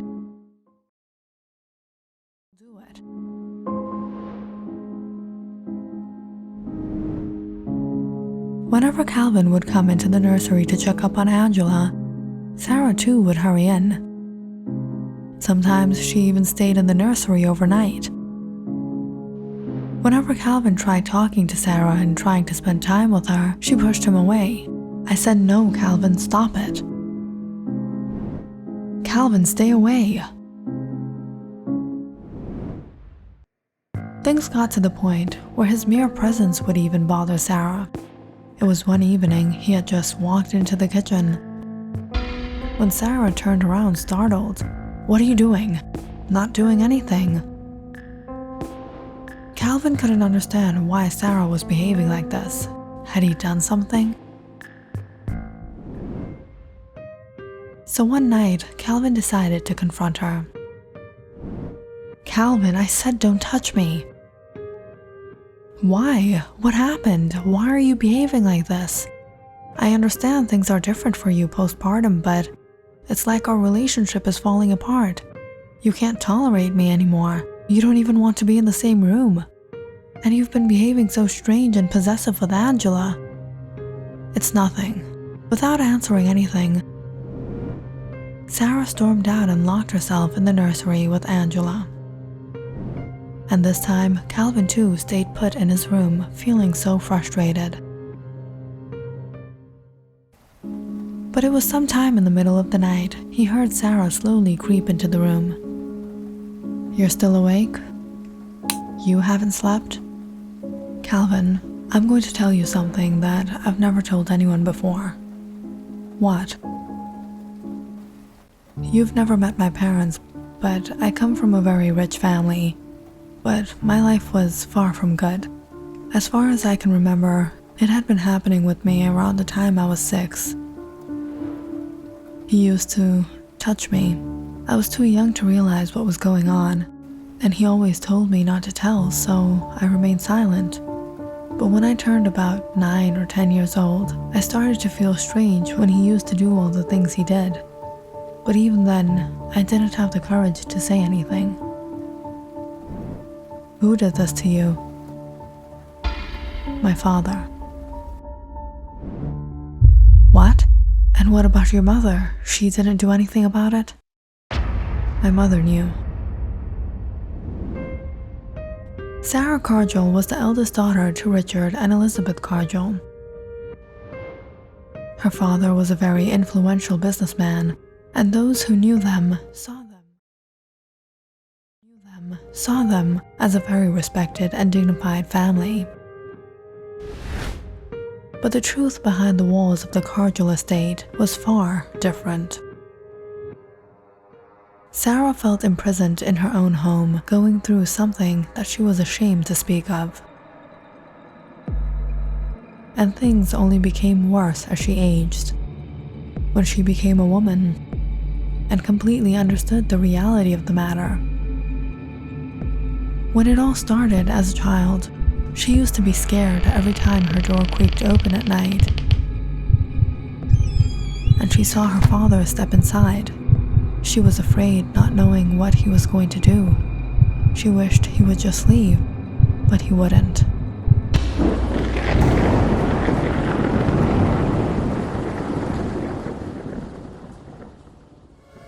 Every night, she couldn't sleep in fear that it was going to happen again. But as the years passed by, the fear became a numb pain.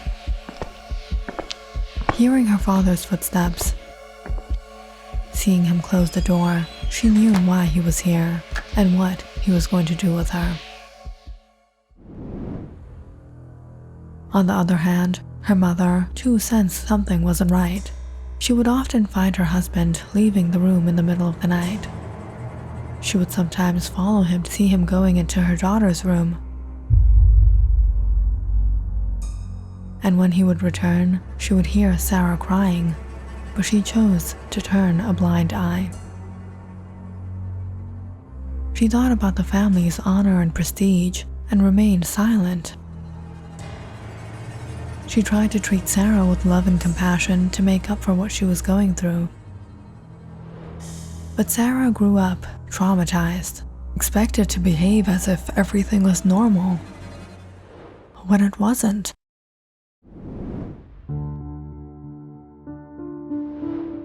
Mr. Donahue, meet my wife and my eldest daughter, Sarah, the lady of the house. Sarah felt disgusted hearing her father call her his daughter. How could he put on this act after what he did to her last night, the night before? Sarah was suffocated living that lie. So when she turned 16, she decided she would leave this family and this life.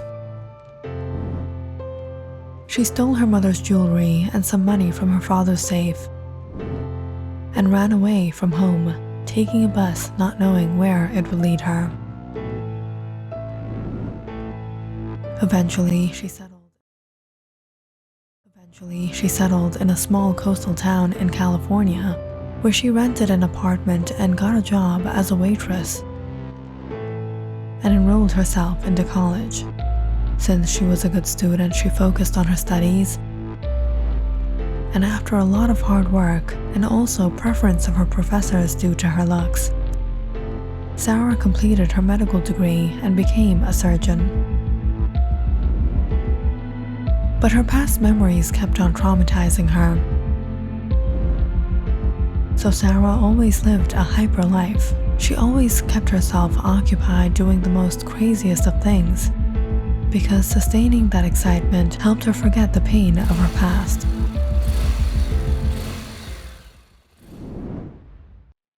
But it was after she met Calvin, those memories were somehow overshadowed, and she felt normal. However, when they had their daughter and Sarah saw Angela's face for the first time, all those memories returned, and deep down inside, she was traumatized again. I know you're a very different person from my father, but I'm unable to psychologically overcome my fear.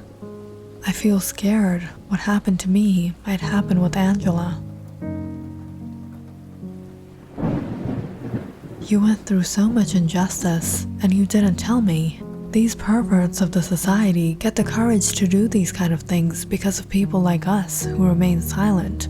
People like your mother who collaborate with them. We have to take a step. We can't keep quiet. For our daughter. For every daughter.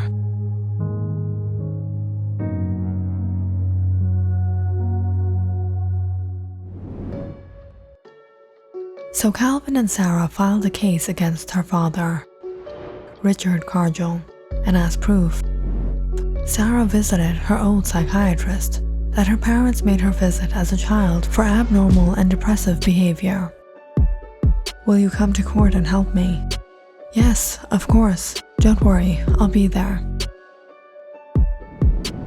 The day Sarah stood in court, she was fully prepared in front of her father and mother, determined to fight this. However, as the case progressed, Sarah found herself in legal trouble when her father pleaded not guilty. Sarah turned a glance at her psychiatrist. She was the only person who could turn this case around. Your Honor, Sarah Cargill was a patient of mine in her childhood years, and she was a troubled child. She had a relationship with a boy, and when her father became an obstacle to that, she held a grudge against him and spread all these rumors. Sarah and Calvin were thundered as her psychiatrist changed her word, and her father's lawyer smirked, walking up to wrap up on the case. Your Honor, Richard Cargill is a very wealthy, influential man. His daughter had stolen money from him and ran away from his home when she was only 16 and never returned. These allegations aren't true. The only reason she filed this case was to trap her father to claim a share in his property and wealth. The whole thing is a mere setup. After taking into consideration all evidence, the court releases Richard Cargill from all allegations. However, investigation will be done on Sarah Cargill for defamation. Hearing the judge, Sarah couldn't stay put anymore. She stood up and looked at her mother straight in the eye. You call yourself a mother? Don't you have any shame?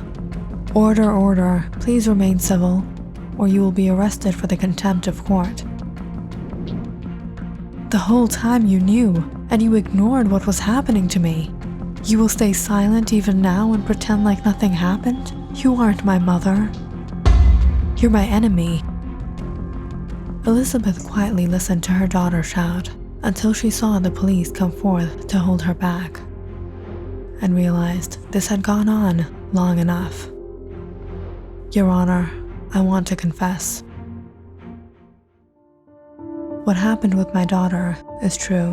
Her father had paid her psychiatrist to give a false witness, but all these years I knew, but I remained silent. I'm equally guilty of his sin. Hearing her mother come in front of everyone and give witness to everything, Sarah fell in shock as tears fell from her eyes. There was an uproar in the courtroom. Richard Cargill will be arrested and kept in custody as further investigation is done, and a case shall be filed against Dr. Cullen for having given a false witness.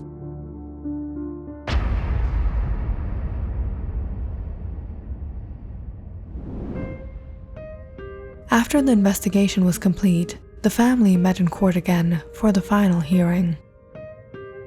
Richard Cargill was found guilty of the allegations made by Sarah Cargill and is sentenced to 5 years' time. Sarah sighed as her father was taken away by the police. What was the point of all of this? He wasn't punished. He's going to spend a month in probation and get out. Sarah, maybe he wasn't punished, but he didn't get away with it. Now people know. Even after years, it came back and destroyed him. People like him get the courage to do these kind of things because they think they will get away with it. But now they will know they won't. Calvin picked up their daughter in his arms, and it was all for her. So what happened to you doesn't happen with anyone. Click on the subscribe button and check out more awesome videos on our channel. And don't forget to press the bell icon because you know it's interesting.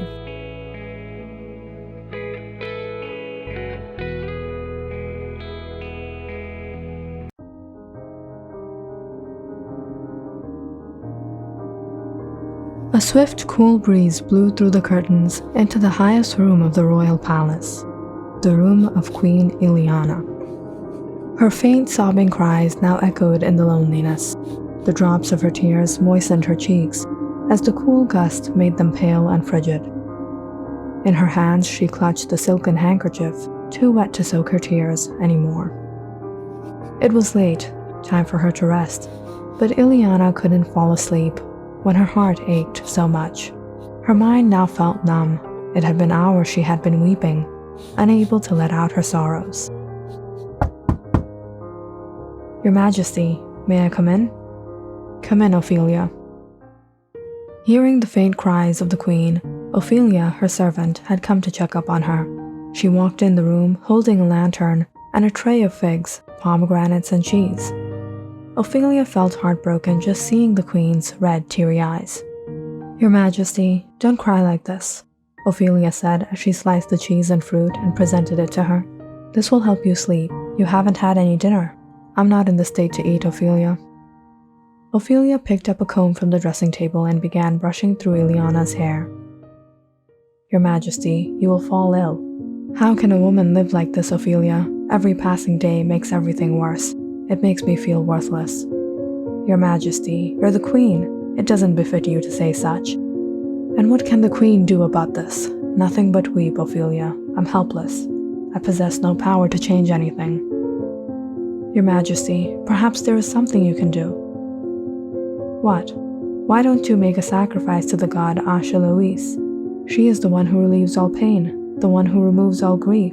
If there's anyone, it is the goddess who can help you. A sacrifice to the gods? Yes, Your Majesty, but in order to reach her, you'll have to speak with the oracle at Dodona, with an offering for Asha Louise. Then make immediate preparations and send word to the oracle to come to the palace. Your Majesty, the oracle doesn't leave the groves of Dodona. Those who want to seek the blessings of the gods have to travel there to meet her. Very well then, we shall travel to Dodona tomorrow. And so, the next day, Queen Ileana ordered for hefty platters of gold and jewels, vessels of honey, olive oil and milk, fruit and barley brimming to its top as a gift and offering for the goddess Asha Louise to be prepared. That afternoon, she, along with Ophelia and a few other servants, traveled to Dodona with carriages loaded. Word was, the oracle lived in a small cabin in the groves of Dodona by the sacred oak tree. Your Majesty, there it is, the sacred oak tree. Shall I request her to come out? No, I shall go myself. Queen Ileana got down from the carriage and walked to the oracle's home, knocking on the door. An old woman opened and stared at her and Ophelia. "I am Queen Ileana from Ioannina. I've come to seek your help to call upon the goddess Asha Louise." The old woman let out her trembling hands and held Ileana's. "The gods only speak to those who pleases them. I've brought many offerings, and I'm willing to sacrifice." Ophelia ushered her hands, calling forth the numerous servants who brought the heavy platters and placed them in front of the cabin. "Asha Louise surely helps those in misery. If she deems your offerings worthy, she will bless you." Shaking, the old woman walked out, not to the gifts, but to the old oak tree by her home. She stood there and began chanting. Ileana watched as a sudden gust of wind rustled through the leaves. She noticed there were small pieces of bronze hanging from the branches. As the winds became stronger, a shrilling noise ran in the air.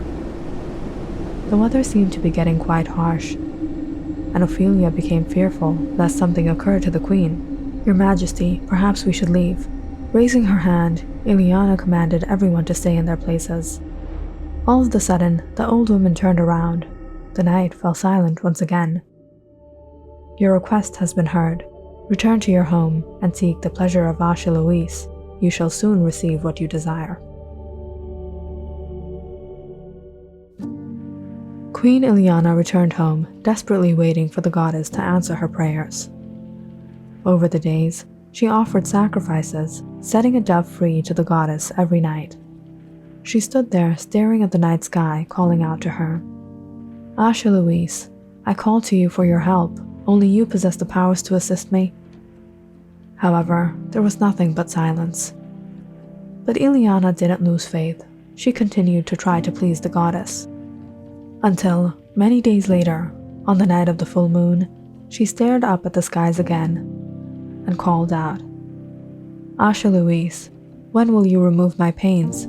When will you take away my grief?" Ileana sighed and turned to go back to her room, when suddenly she heard a strange chiming tune of the winds and a soft voice call out to her. "O mortal, do you not know patience is a test of faith?" Ileana turned around in shock, absolutely mesmerized by the glowing brightness of the goddess standing in the light of the moon. "Asha Louise, forgive me, for I have been impatient for your blessings. It is only you who can help me." "I've been watching you, Ileana. I can see the grief in your heart. This is why I call on to you. I seek your help desperately. Bless on me, O Asha Louise. Wash away my pain. Remove from me my misery. Fear not, O mortal, for the heart of Asha Louise feels for the weak and feeble. I shall bestow on you what you desire." The goddess stretched forth her hands together.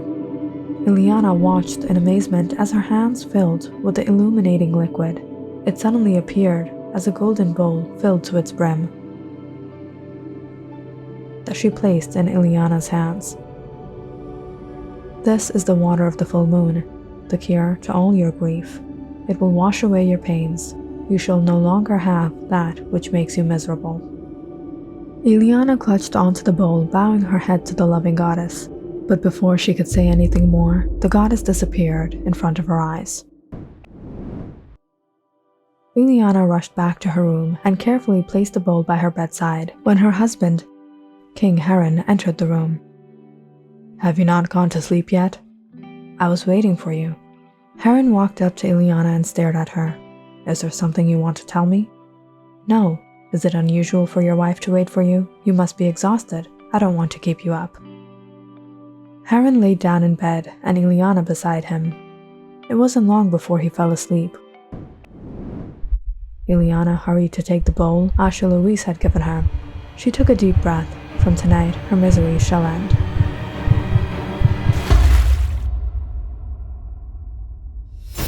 King Heron woke up startled, drenched in water. "Ileana, what do you think you're doing?" "It is for us, Heron. You will be mine forever. Only mine." "What did you pour on me? What is happening? Ileana!" Ileana watched as Heron's skin began to illuminate. She watched, overjoyed in happiness. She would finally have what she wanted. But when Heron began to shout, Ileana stumbled back in horror. Heron began to disperse into dust. Ileana ran to hold him, but Heron's hand disappeared in her palms. No. It had been nearly 10 years since Ileana married Heron. Over the days at the palace, she fell in love with him and cared for him greatly.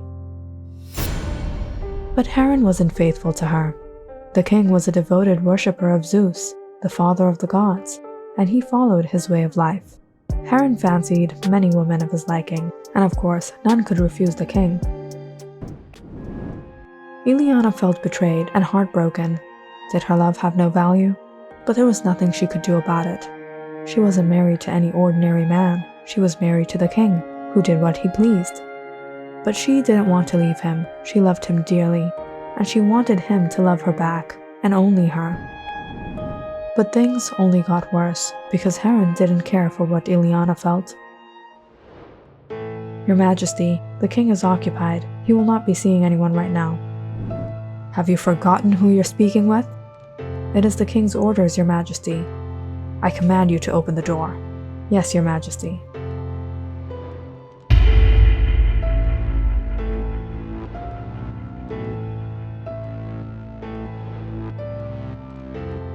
Ileana cried every time she discovered Heron had been with another woman. Every time she could still smell their perfume on him. She cried herself to sleep every night, unable to bear the grief any longer. She was hurt, and she wanted this to end. No. No! Ileana cried, falling to her knees as her husband disappeared in front of her eyes. Staring at the full moon glowing in the sky, Ileana came to realize what she had done. Asha Louise, she who washes the grief away, she who casts away the pain, she who removes the source of sorrow. You shall no longer have that which makes you miserable.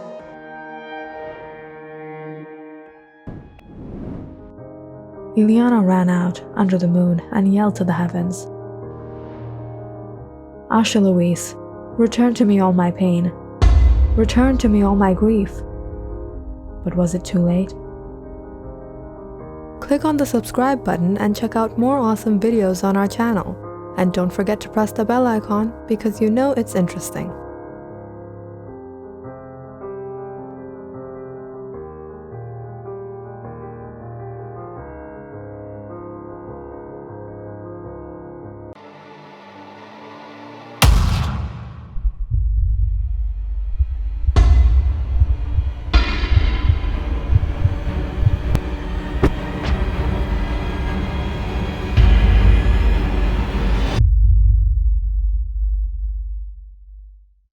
Carter Farrell, his wife Loretta, and their son William lived on their farm in Greenville, Tennessee. The family ran a dairy business. But ever since Carter Farrell's accident that bound him to a wheelchair, the family had been struggling. William had grown up through difficult times. His mother handled the farm alone, caring for the property and managing the livestock. 15 years passed by like this. William recently completed college. However, now the family's financial situation dwindled towards the worst. Dad, if things go on like this, we're going to lose the farm, the house. Let me go to the city. Perhaps I can get a job there. But son, you know my situation. Carter took out the last of his savings. This is all your father can give you. But I have a friend in Nashville. I'll write him a letter. I'm sure he can arrange a place for you. Nearly 20 years ago, Carter himself was living in Nashville. He had helped out a friend, Simon, who needed a job at the time. Perhaps all these years later, he would return the favor. So William set off to Nashville with a few $100s and a letter written to Simon. It was quite the hassle finding him, but when William introduced himself and handed him his father's letter, Simon agreed to help. Within a few days, Simon dropped him off at an apartment, and from what it seemed after that, he vanished. When William stepped into the apartment, he knew things weren't going to be easy. All there was a rusty old bed, a flimsy table and chair. With his few $100s, he had to travel, find a job, buy food, cook food. Unfortunately, finding a job proved difficult, as did arranging food. But alas, William ended up accepting a job at a movie rental store. But even then, it was long before he would get his pay. It was one evening, William was at home, too lazy to cook, when he heard a knock on his door. It was an elderly woman. She carried a bowl of hot stew and a sweet smile on her face. "Hello, I'm Martha Jameson. I live across from you. I was making beef stew and I thought I'd share with my neighbor. You live alone, don't you?" "Yes, thank you. This is very kind of you." "No, thank you. The truth is, seeing you reminded me of my son. He was just like you, but he's no more. I'm so sorry for your loss." "It's alright. I guess I'll see you around." Mrs. Jameson turned to leave when she stopped. "Would you like to have dinner together? It's nice to have company." "Sure." Martha Jameson had been living alone for the last 10 years, since her son passed away on duty overseas. She was a single mother, and his demise had been heart-wrenching for her. But meeting William, she felt a solace she hadn't felt in a long time.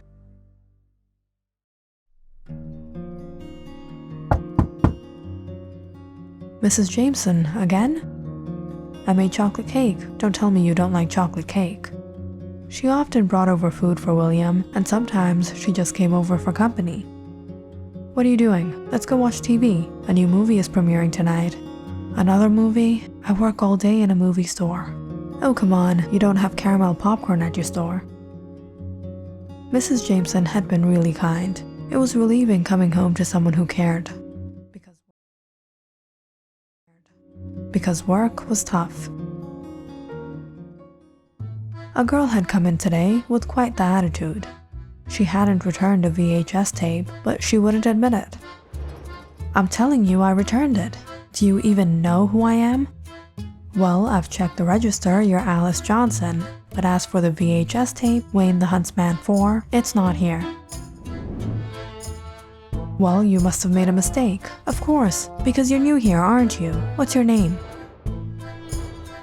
"William. For your information, I come here all the time. The owner even knows me."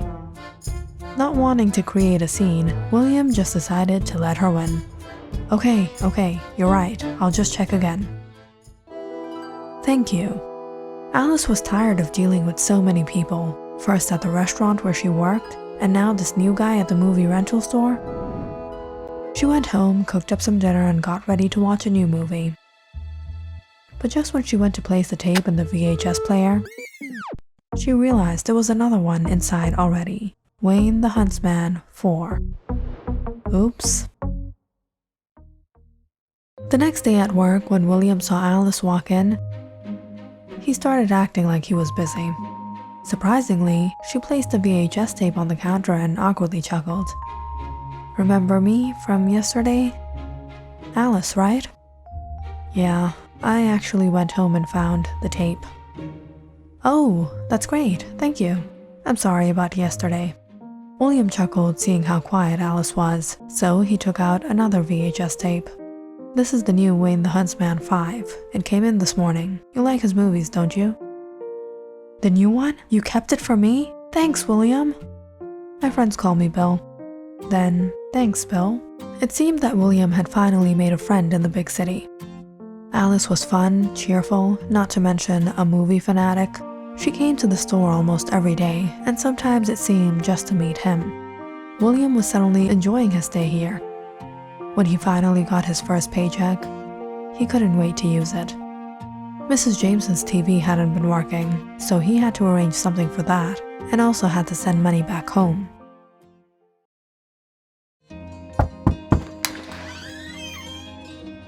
"Bill, what's all of this?" "It's a gift for you. I wanted to say thank you for everything. The last time I got a gift was from my son." "Now no tears, Mrs. Jameson. Open it." "A kitchen set. Is this gift for me or for yourself so I can cook for you?" "Maybe.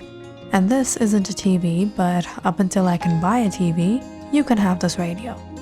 That evening, after setting up the radio, Mrs. Jameson insisted William stay for dinner. "This tastes really good. You're extra happy these days. Did you meet someone?" "Actually, I did. Her name is Alice." Tell me all about her. Things were going well for William and Alice. They went on dates, watched movies at home, and sometimes Alice even stayed over.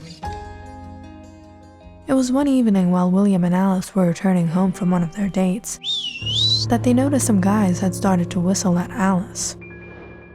"Hey there, pretty woman." William glared at them, but they continued teasing Alice, spewing out nasty comments. "Wow, look at that. I'd take her home any day." Seeing William clenching his jaws, Alice pulled him along. "Ignore them, Bill. They're like that." But then, the guys jumped off their Jeep and began following them, speaking to Alice as if William wasn't even there. "Come on, baby. You can come home with us tonight. We'll pay you double what he's paying you." William tried to keep his temper, but when he saw the guy take out his money, he couldn't control his rage anymore. "What did you say?" "Say it again. Say it again." "Nothing, man." Alice stood there as William continued to punch the guy. Two of the guys had fled, and the third, let's just say, he wasn't getting up from the ground soon. "Bill, stop, leave him." Alice had to pull William away. He was so enraged. "Bill, what was that? I thought you were like Clark Kent, but you turned out to be Superman. How are you so strong? You should be a boxer or MMA fighter. You could have fought 10 of them." Yeah, I know." That night, William dropped Alice home and returned to his apartment. But as much as he wanted to lay down and rest, he saw his landlord having a rather heated conversation with Mrs. Jameson. "Here's the eviction notice. You have 2 weeks, Mrs. Jameson." "In 2 weeks? How will I arrange this money in 2 weeks?" "That's not my problem. You either pay the last 3 months or leave." As the landlord left rather irritated, William hurried to Mrs. Jameson's apartment. "What happened, Mrs. Jameson?" "I haven't been able to pay the rent. In this age, you know I'm not able to work. Maybe it's time I move into one of those old age homes." "No, Mrs. Jameson. Let me see what I can do." Bill couldn't sleep that night, thinking about how he would arrange all this money. Mrs. Jameson owed almost $4,000. "What happened, Bill? Why do you look so stressed?" "You've seen the elderly woman that lives across from me. She helped me out when I had no one here. But the landlord's evicting her for the rent. I have to help her out, but whatever money I made, I spent it here and sent the rest back home. I don't have anything. I have about $500 saved up, and I think I can borrow $1,000 from my dad. That's still not enough. I have to manage something." William was very upset. What would he do? He was walking to the store wondering if his boss would loan him the money. "Buy your tickets. The fight is going to be tonight. Whoever can take down the big fist is going to get $5,000 prize money." Seeing the banner, William suddenly became curious. A boxing match? Can anyone join the fight? The big fist ain't no ordinary man. Are you sure you're up for it? Will I get the money in cash right away? Yeah. The next Friday night, William arrived at the arena. He watched the big fist fight off all the other competitors like it was nothing. He was a big man, but William had to win this fight under any cost. Last 3 minutes in the ring with the big fist for the sum of $5,000. When William stepped into the ring, the man looked at him with a smirk. "Where do you find these girls?" "Talking about yourself?"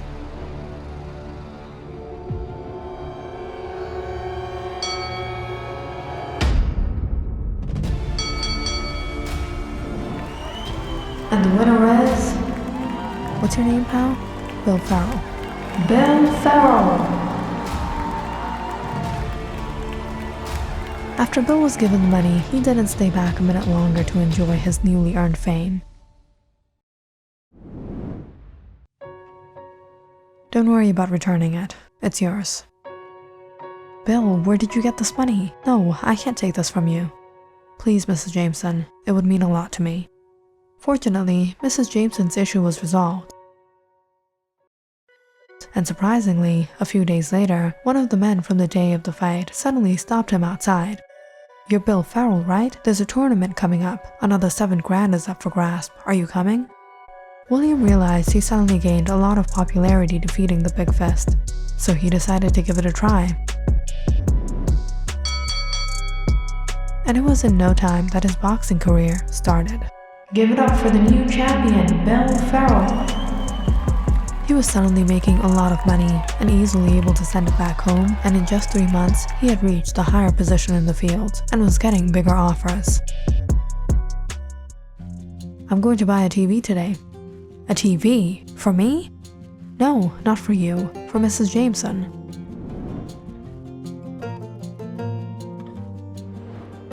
What? You got me a 10-inch color TV? But how'd you get the sprues?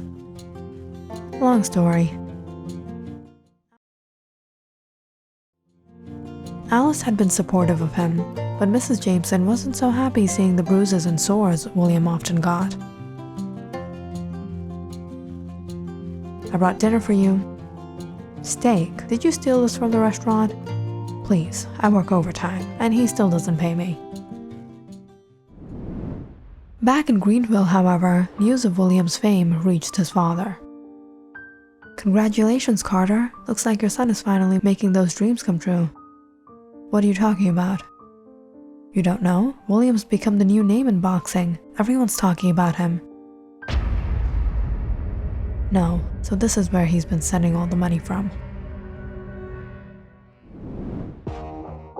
William had accepted a big offer for 15 grand. It was the fight of the year against a longtime champion.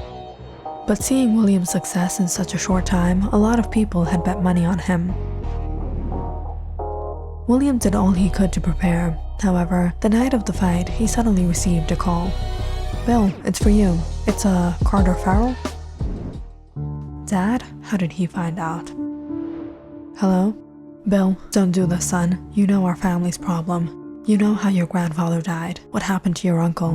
What happened to me? I've been living this miserable life. Son, I don't want anything bad happening to you. Dad, I have to go. William didn't have a choice. The fight was set. Money was on the line. He couldn't back out now. He got into the ring, staring at his opponent. But as he heard the sound of the bell ring, he suddenly felt a little strange. The whole fight seemed like it happened in a haze, before he suddenly felt a heavy hit on his head. But William fought through the pain and the injuries, ultimately winning.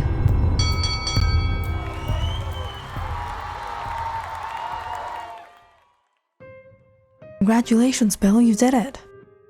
Yeah, but this is going to be my last fight. Last fight? My father, he doesn't want me to box. So William quit boxing. But after a few days of rest and relief, William suddenly started to experience strange symptoms. Alice, I can't see you properly. What's happening? Bill? Bill! When William had suddenly fallen unconscious, Alice called an ambulance immediately. I'm sorry, but I can't say whether you'll regain your eyesight. The injury to your head has caused a brain hemorrhage. The damage is quite severe. The doctor said William didn't have long to live. There was a possibility he could pass away in his sleep from a sudden stroke.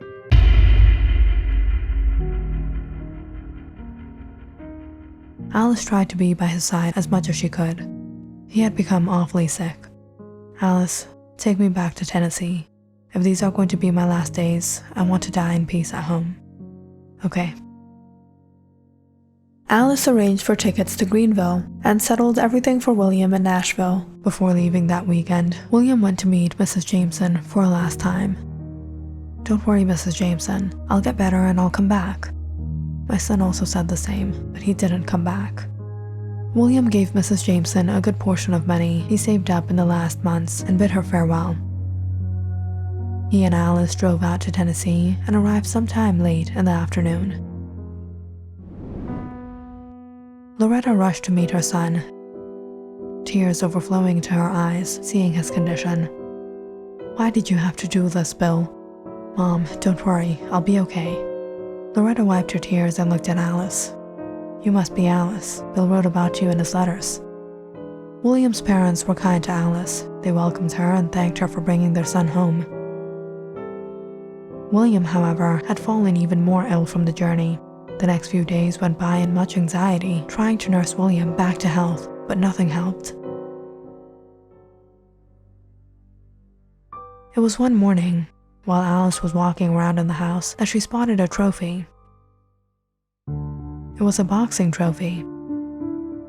She didn't know it was in the family. As she tried to read the label, she saw Carter approach her. "Mr. Farrell, were you a boxer as well?" "There was a time when I did box, but this trophy belongs to my father, Bill's granddad. He was a great boxer. Thomas Farrell. No one had seen a man so superior, so strong. It was as if nothing could stop him. Over his career, he was injured many times, but he always returned to the game. It was unbelievable. People started to call him the Invincible Farrell. Eventually, he got an offer from some very powerful people.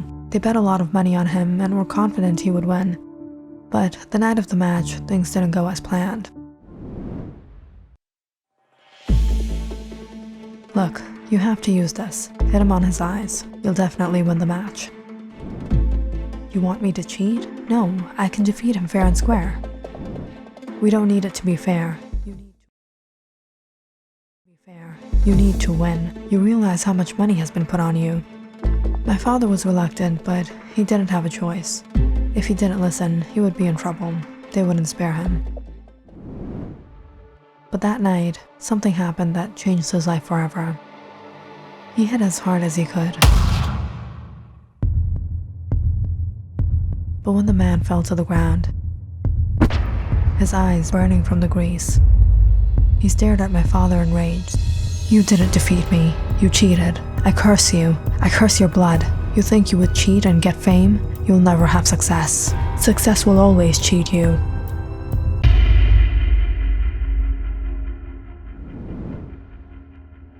That night, his rival had passed away from a stroke, and soon after, the guilt had devastated my father. He fell sick and never recovered. After his death, I followed in his footsteps and became a boxer, but I injured myself and got paralyzed. My younger brother, he too passed away in the ring. I never wanted William to suffer like this. Our family has been cursed. Now, there's no way out of this. Alice was shocked when she heard the story from Carter. Could it really be true? Was William suffering like this because of a curse? She didn't know what to believe. But over the next days, when William's condition worsened, he developed a high fever that couldn't be brought down even with medication. Alice became in despair. She couldn't let it end like this. That's when she spotted the trophy again. This had all started to win that trophy. That night, Alice took the trophy and went out into the field.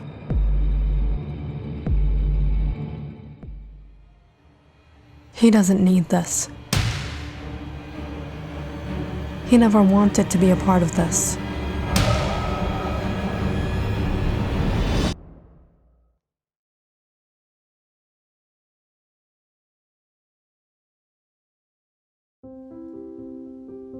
Alice, I can see again. Mom, Dad, I can see again. William was finally able to recover.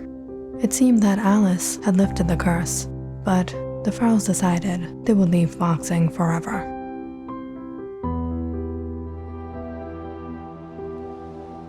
Click on the subscribe button and check out more awesome videos on our channel. And don't forget to press the bell icon because you know it's interesting.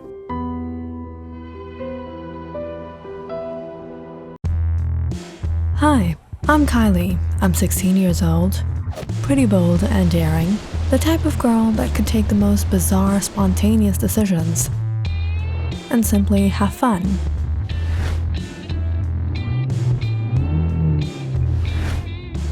Or at least, that's what all my friends say about me. My old friends back in California. It came as a big shock and the worst news I could possibly get when my parents told me my dad got a transfer from work and I'd have to leave my awesome perfect life in California and move to Chicago. Things were going to be different. I'm a California girl. Life was all sunshine and sandy shores for me in San Diego. And to suddenly find myself in a gloomy, cold, rainy, windy city? Oh, come on, you can't compare Lake Michigan to the Pacific Blue. And moving right in the middle of autumn didn't make things any better, and I wasn't so sure how much I would fit in. But within the first few days of school, I made a couple friends, tried out a few Chicago deep dish pizzas, and alright, maybe it's not that bad here. But things didn't really change until the day of the first basketball match at my school. All of a sudden, moving to Chicago felt like the best thing that could have ever happened to me. There was nowhere in the world I'd rather be. From the locker rooms, he walked out. He was blonde, blue-eyed, tall and handsome. Who is he? Him? Captain of the team. Ron. I know, he's handsome, every girl has a crush on him, but he's dating her.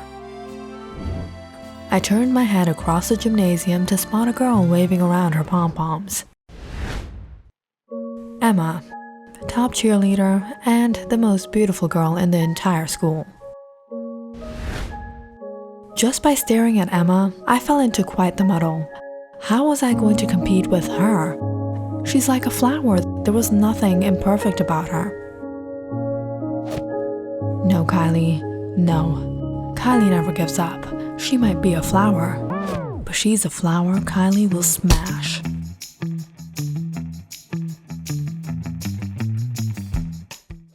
So I started my research. Who really was this blondie?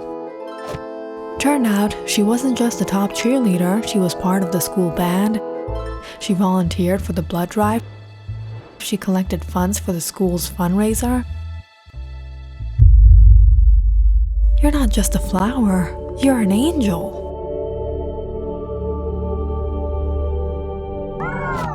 But not for long, because I had the perfect plan.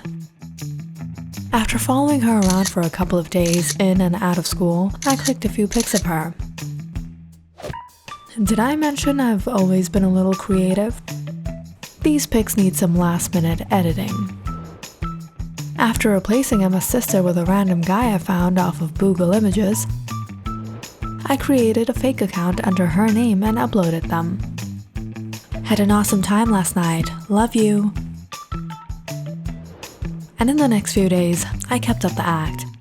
And before I knew it, someone was getting pretty suspicious. Where were you that night? I went to the carnival with my sister. Really? With your sister? Or with your boyfriend? Boyfriend? What are you talking about?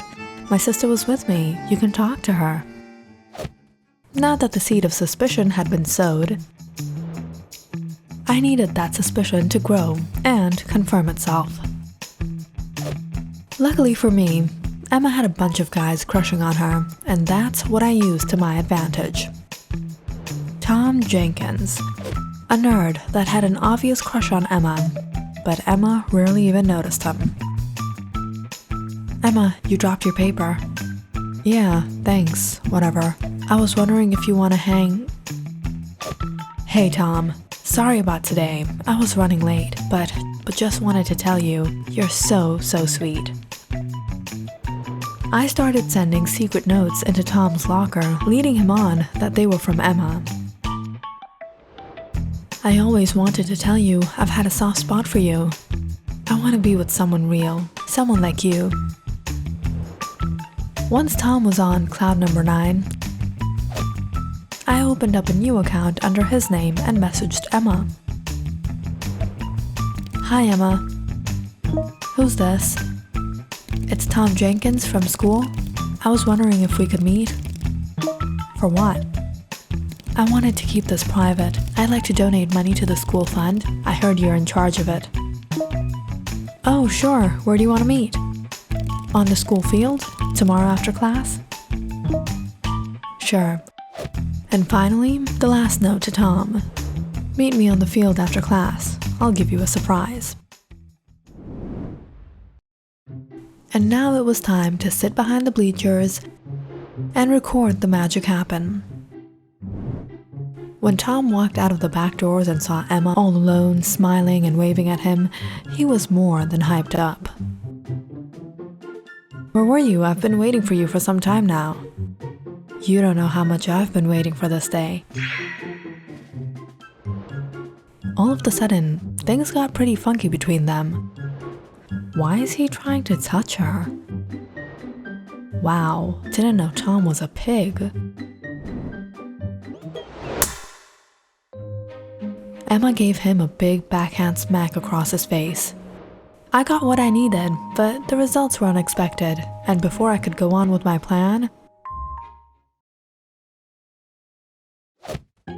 let me just stop to say, I'm not that bad of a person. Tom needs to get some payback for that. "Here you go, Ron." "Oh, a second cup of Jell-O. Thanks." Bingo. Has anyone ever told you how beautiful you are? I always thought you were the one, but I didn't know how to tell you. From T. T, could it really be Tom? Now back to the plan. I uploaded those pics and specially tagged Ron onto them. Looks like someone's been cheating on you. And the suspicion did the rest of the work. "I knew it. You've been cheating on me. With that nerd." "What? No, I'm not. You're misunderstanding." "Then maybe the whole school is misunderstanding. Your video got leaked." "It's over, Emma." "Ron, no, it wasn't like that. Ron, listen to me."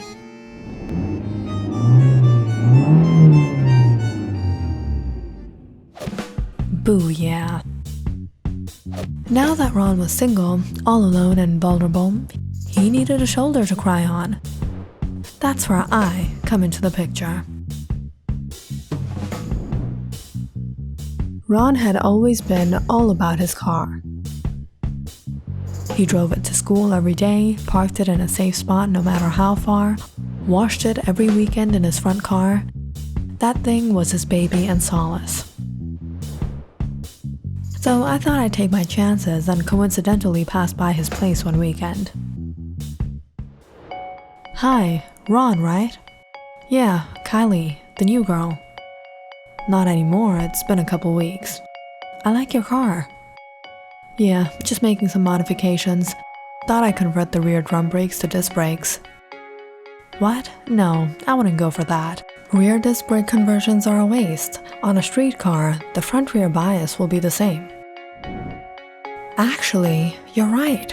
Since I can't change the brake bias, changing the rear drum brakes won't really improve the braking since much of the hydraulic assist goes to the front brakes anyways." "Totally. Awesome. You into cars?" "Yeah, cars are so cool." "Yeah, I know. That was an outright lie. I'm not a car expert. What I am good at is researching, so you have to give me some credit on that."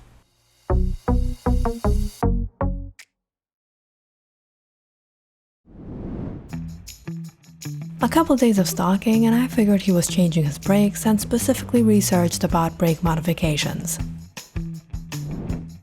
From then on, we started meeting and talking, and I tried every other trick in the book to have him fall in love with me. And sure enough, before long, we were dating. The initial days were fun and romantic, going out on long rides and holding hands and smiling at each other.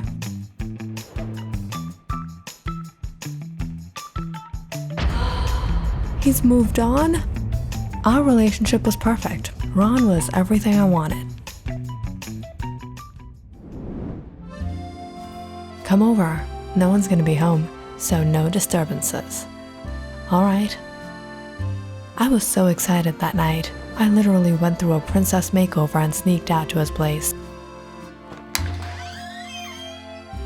"You came. Did you miss me?" "Yeah. Now hurry and wear these. We're gonna lose."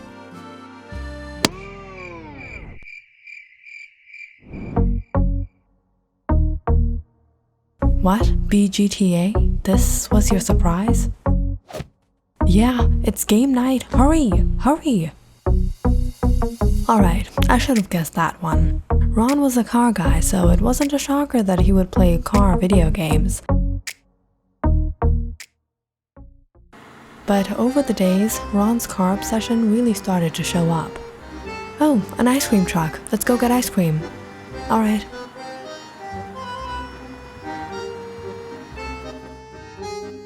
"Okay, let's go." "Go where? You're not taking that inside the car." "I won't spill, promise." "You are. Come on, finish your ice cream here. It's melting." "Seriously?"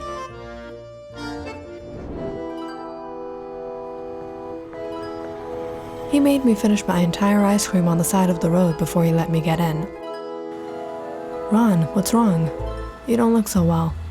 "Yeah, I don't know why I feel like this every time I have ice cream. Are you allergic to nuts or something?" "Don't know. My doctor was saying something about being lactose intolerant, but I've never been intolerant towards people who don't have toes, so pretty stupid doctor."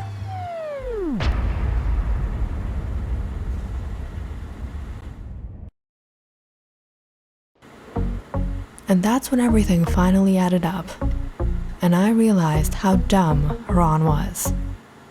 He might have been good looking, and he might have known a few things about cars, but he had absolutely no personality, not to mention brain. They were perfect for each other, both dumb and pretty. Oh no, Kylie, what have you done? I gotta fix this up. I gotta talk to Emma. But apparently, Emma hadn't been coming to school for a few days, so I went to meet Emma at her house. "Hi, Mrs. Williams, is Emma home? We go to the same school." "Yeah, she's upstairs. Come on in." I was determined I would talk her into getting back with Ron. But when I walked into her room, it was nothing like what I expected. Everything was dark. Emma dyed her blonde hair black. She had piercings.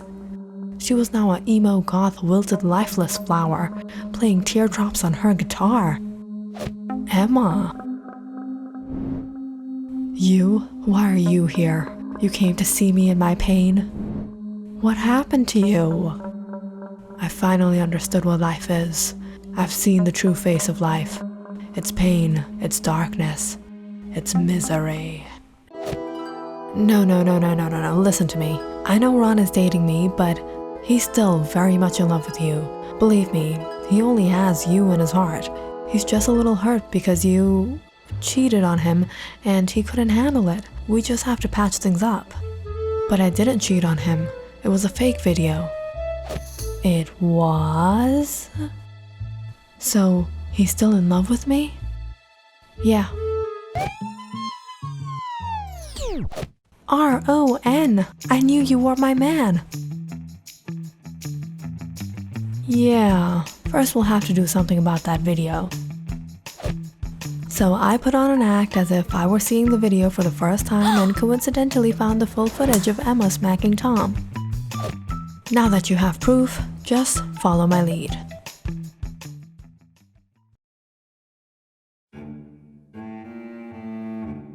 Hey Ron, can I try driving, please? Alright, but be careful, okay?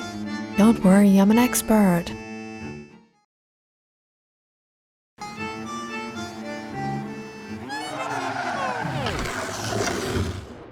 Oops. Kylie, what have you done? You scratched the car. So what? It's just a car. You can paint it. Just a car? Just a car? It's not just a car. If this is not a car, then what is it? This is his passion. Ron turned to see Emma behind him. Emma, only you understand me. But what are you doing here? Why aren't you with your boyfriend Tom? He was never my boyfriend. That day he tried to take advantage of me. I even smacked him. But you saw half of the video and became suspicious. Watch the entire thing. When Ron saw the actual video, he got super pissed. Where is that nerd? I followed him and Emma straight into the cafeteria, where Ron got hold of Tom. Whoa, whoa, what gives, man? My jello! You tried messing with my girl? What? But just as Ron was to throw a fist, all of a sudden, we all heard a deep voice behind him. Nobody treats my man like that. Okay, I didn't know he was your man. What? When did I become your man? So you're not my man? No, I am your man. Please, don't let him beat me up. Come on, Ron, let's get out of here. Ron and Emma are together again, and finally, I'm free. And I'm never going to get into that again. No more love. I'm gonna focus on my studies. I'm gonna be a career-oriented woman.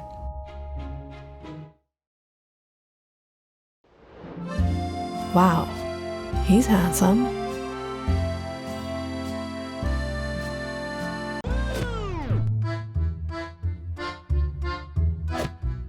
Oh, not again. He has a girlfriend too? No problem. Anything for my one true love. Click on the subscribe button and check out more awesome videos on our channel. And don't forget to press the bell icon because you know it's interesting.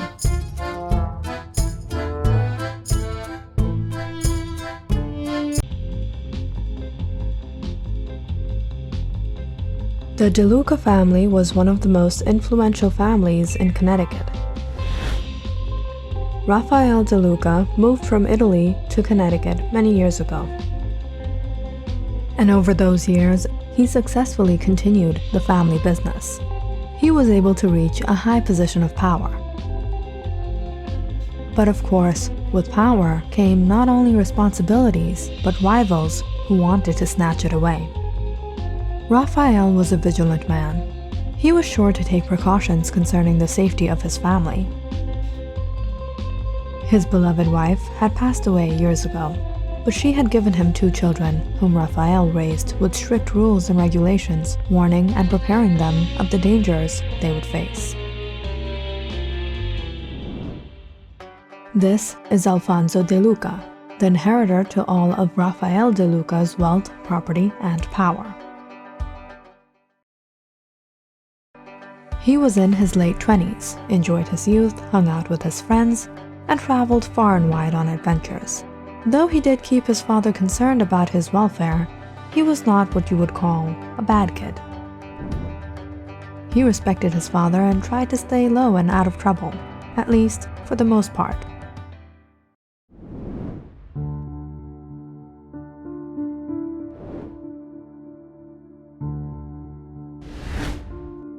So Raphael DeLuca's son comes here to have fun. Maybe today we'll have a little fun of our own. Where is he hiding?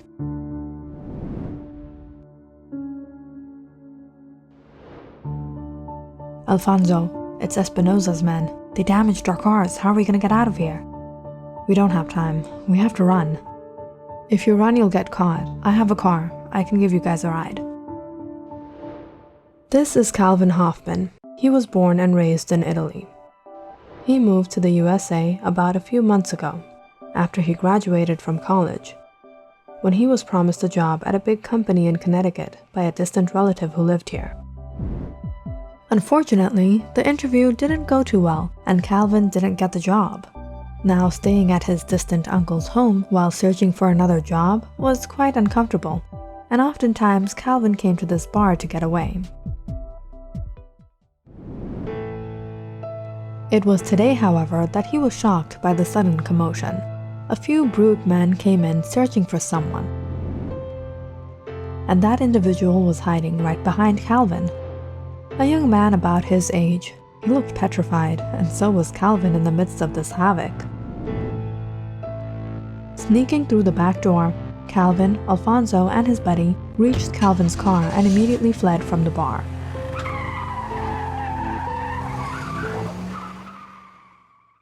Who are they? My father's rivals. I can't thank you enough. You saved my life. I owe you for this. What's your name? Where are you from? Calvin. I moved here from Italy some months back. Oh, so you're Italian. My family's from Italy too. That was how Calvin and Alfonso met, and how their friendship began. Alfonso soon learned of Calvin's struggle here in Connecticut and invited him to his house the following day. "Here's my address. When you're there, just mention my name. Perhaps my father can arrange something for you."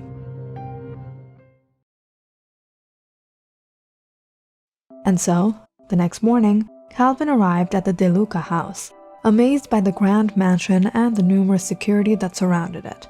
When he mentioned he was a friend to Alfonso, they immediately escorted him inside. "Father, this is Calvin. If it wasn't for him, I wouldn't be standing in front of you today. He saved my life. He's new here, and he's searching for a job." "Thank you for what you've done for us. Take a seat. Tell me about yourself." "Dad, I need to go outside. Can you please tell your men to free the gate? They're not letting me go." "Carmela, I've told you already. You can't go out on your own. It's not safe." "Carmela, there are guests, so don't trouble father all the time." "Dad, Alfonso nearly got himself killed, and you don't tell him anything, and I have to stay locked inside." "Maybe we should really lock you." "Carmela, we don't have anyone that can take you out today. Try to understand." "No, Dad, I can't take this anymore. This is unfair." "Hold on, Carmela. Wait. Alfonso, will your friend be suitable to work for us as Carmela's bodyguard?" "As her bodyguard? He's actually perfect. He's smart, he stays calm under pressure, he's a good driver. If it wasn't for him in that critical situation, I don't know how I would have gotten out of there.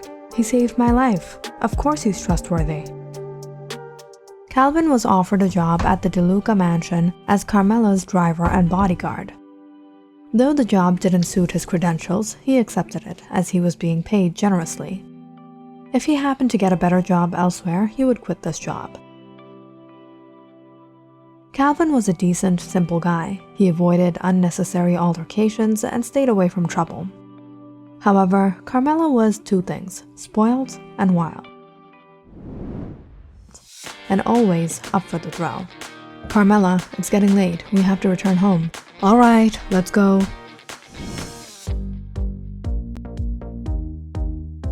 "Stop the car, Calvin." "Here? Why?" "Just have some fun, Calvin. Enjoy the night skies. Let's play some music and just chill. You and me." "Come on, let's share this, Calvin. But I have to warn you, it's kind of spicy." "Carmela, we have to leave. This area isn't safe."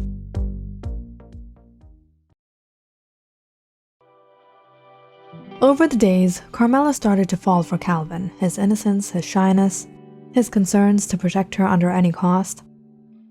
And strange as it was, Calvin also started to feel for Carmela. "Carmela, this is not safe. If your father knows, he will definitely disapprove of this." "Oh, come on, Calvin, don't be so lame. Enjoy the winds of the mountains." "No, Carmela, no."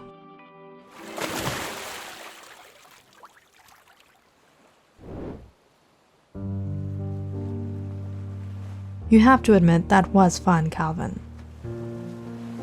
Alright, it was. But you're not doing it again. I like spending time with you, Calvin. All I think about is you.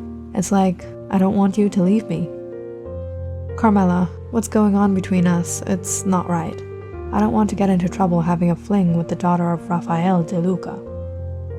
Forget everything, Calvin. Nothing matters to me but this. I've fallen in love with you. Carmela, this love isn't possible. Your family won't accept me. Don't worry about that. I can convince my father for anything, and I don't care what Alfonso has to say. Soon enough, Carmela and Calvin started having an affair. They were madly in love with each other, and it was as if nothing could break them apart.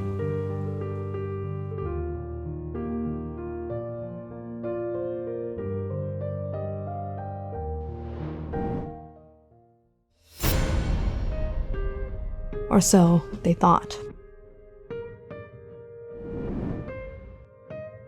Carmela, where were you today? What to you? Carmela, what you're doing isn't right. Stop this before everything goes out of control. Alfonso, how about you mind your own business and just leave me alone? Carmela didn't pay heed to her brother's warnings. She didn't tell Calvin that he knew either, as it would only deter him and perhaps send him far away from her. Her relationship with Calvin only grew stronger and their bond grew deeper until one day, Carmela was called by her father for a talk. "I've spoken to the Bianchi family about your marriage. They'll be here to meet us soon." Rafael De Luca arranged Carmela's marriage with the son of his business partners in Italy.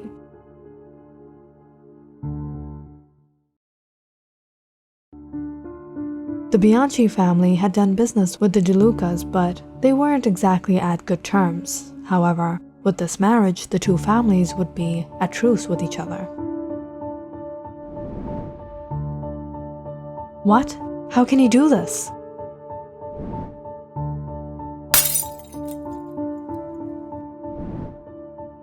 Calvin, I didn't expect something like this to happen. You have to tell your father, Carmela. Calvin, if I weren't afraid for you, I would have told my father already. When I went to speak with him, I saw the look on his face. He's arranged this for his personal agenda, and he won't accept anyone becoming an obstacle in his way. If I tell him about us, he'll not only kill me, but he'll kill you too. Then what are we going to do? Does our love have no value? Calvin, your life has more value to me than our love. It's better if we don't meet again.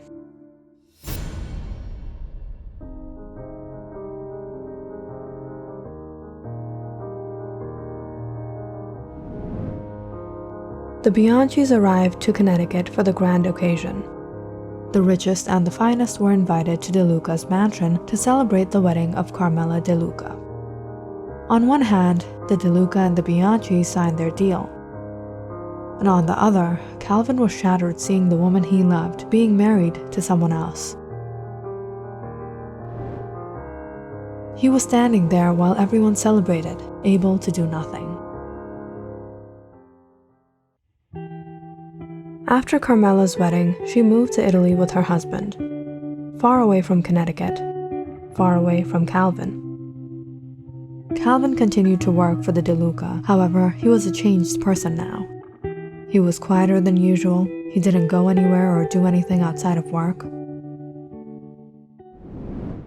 It was one of these days. Alfonso De Luca was devastated. Rafael De Luca was no more. His rivals had taken his life, and there was no doubt that the Espinosas were responsible. But this was no time to mourn his loss. He had to stay strong and take his father's place. Carmela returned to Connecticut with her husband for her father's funeral. She was heartbroken. She neither spoke or met anyone and left soon after. After Rafael De Luca's demise, Alfonso De Luca was not able to handle the family business like his father, but with the help of his trusted men, he just barely managed to keep things running. However, the truth was that everything was now messed up. Boss, we have to call backup. The Espinosa's men have surrounded the property. 3 of our guards are down.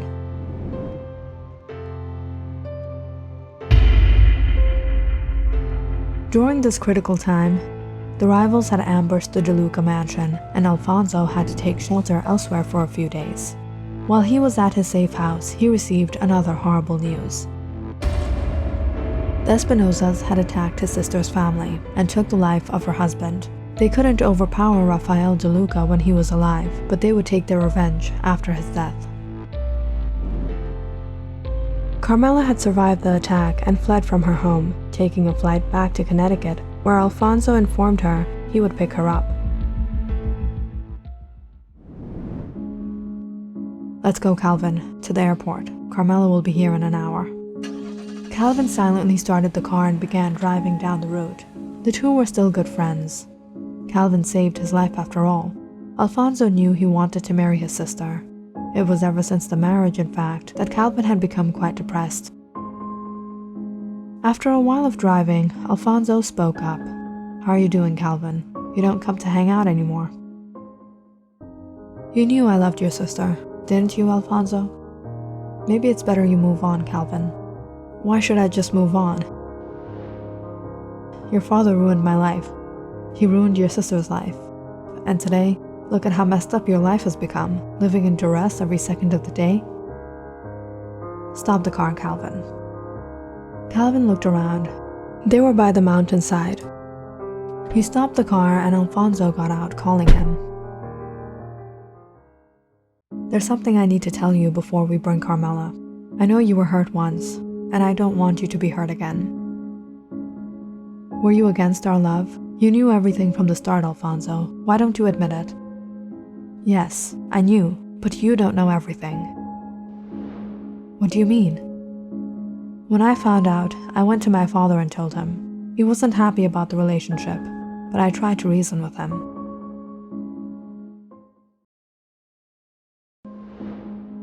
Father, Calvin is a good guy. He's trustworthy. He saved my life. Alfonso, you've always understood my concerns, but this can't happen. My daughter will get married to the bodyguard? Why not, Father? Is his only fault that he's not rich? My father was reluctant, but then he agreed to accept the proposal if Carmela came forward about it. Dad, I have to speak to you about something important. Come in, Carmela. What is it? Upon seeing his daughter, Raphael assumed why she had come. This was about Calvin. Dad, I want to get married. Do you have anyone in mind? When I was studying in college abroad, I met a young man named Ronaldo Bianchi. He belongs to a wealthy family, and I want to marry him. Raphael was surprised by Carmela's request. He understood his daughter may not have the best of characteristics. She was betraying her lover. But as a father, Raphael would now have assurance of her welfare if she married the Bianchis. The Bianchis and the De Luca had some rivalry, but they were not enemies, and perhaps this marriage would make their unity strong. Okay, daughter, I'll call the Bianchis.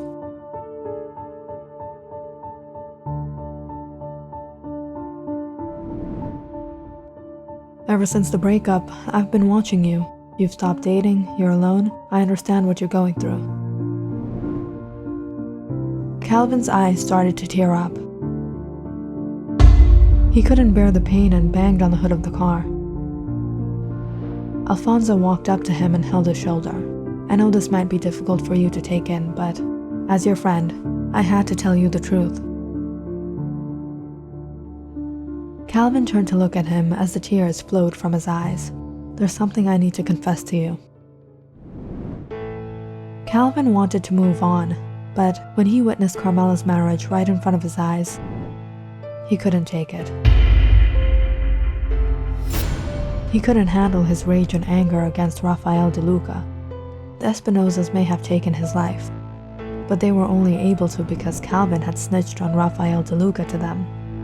Calvin had given them inside information, and they used it to their advantage and got rid of their mutual enemy. But what Calvin didn't realize was that he handed over not just the life of Raphael De Luca, but that too of his family.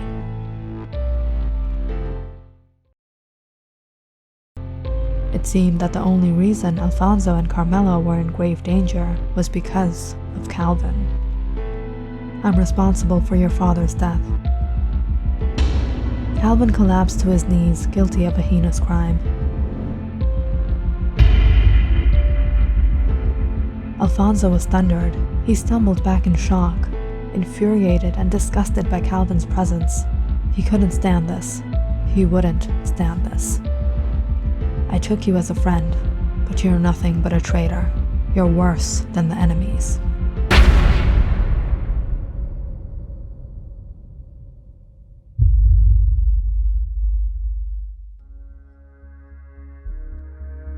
Click on the subscribe button and check out more awesome videos on our channel. And don't forget to press the bell icon because you know it's interesting.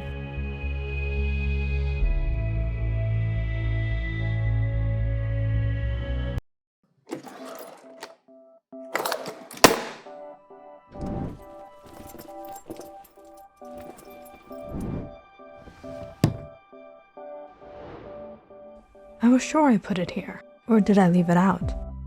It was almost time for Lauren to wrap up her day, Instead, she was rummaging through her bathroom cabinet searching for something. Where is it? Her husband Stefan called out from the bedroom, catching a glimpse of Lauren sorting out everything in the bathroom at this time of the night. "Lauren, what are you looking for?" Lauren sighed as she stepped out of the bathroom holding her hips. She looked at Stefan sitting in bed, reading a book as if he didn't know what she was searching for. He's the one who hid it. She raised her brow, giving him a look. "Oh, it's nothing." "You need some help?" he said, reading his book, or maybe just trying to avoid eye contact with her now. "Really, Stefan? You don't know what I'm searching for?" "Am I supposed to know?" he said, chuckling. "Come on, get into bed. It's late. You can search for whatever it is tomorrow." Lauren shook her head. If he wanted to play, Lauren could play along too. "It's alright, it was nothing. Don't bother about it." The couple were getting cozy just when they heard a noise. It sounded like it was coming from the walls. "What is that? I've been hearing that for some time now. I think some mice got into the house. We should get the place cleaned up next weekend." Stefan and Lauren Nichols lived in Petersburg, Virginia. They had been married for about 6 years. Stefan worked as a manager at the bank, and Lauren left her job at BII Tech about 2 years into their marriage and started working on a small business from home. They were progressing in their lives and planned to buy a house of their own soon. When the couple first rented this house, Lauren liked it. It was a 10-minute walk to the river, there were stores and shops nearby, and her sister lived a drive away. But in these recent days, Lauren had been sensing some issues with the house, issues with pests. She could hear these scurrying movements around her. This one time, she thought she even spotted something run off in the corner of her eye. And then she started to find food scattered around in the kitchen, like a bag of chips that had been torn and left half-eaten. Or a packet of cookies on the floor in the hallway, where she definitely hadn't dropped. "Stefan, these mice are becoming a nuisance. You want me to get some mouse traps?" "Well, we should. These pests are ruining everything in the house. I've had to move everything onto the shelves." "Alright, I think they have something at the hardware store down the street." Unfortunately, Stefan never got the time to pick up those mouse traps. So Lauren decided to drop by the hardware store herself while she got the rest of her groceries. Lauren ended up doing quite a lot of shopping. She got a nice cool new toolbox as a gift for Stefan. He had a thing for gadgets and knickknacks, and Lauren was sure he would love to have a handy-dandy place to store them all. But first of all things, she would set up those mouse traps. Lauren put down the groceries in the kitchen and went around the house placing the traps. It was some time later that she heard Stefan arrive home, and a sudden noise of something shattering. "Lauren, what happened? Are you okay?"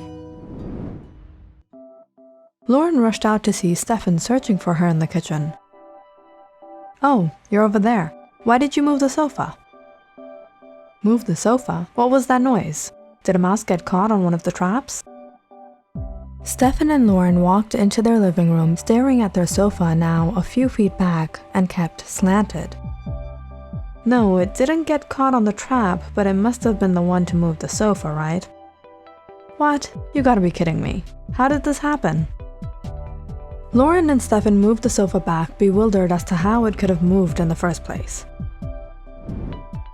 Over the next few days, Lauren hoped that these mouse traps would work, but not a single mouse got caught.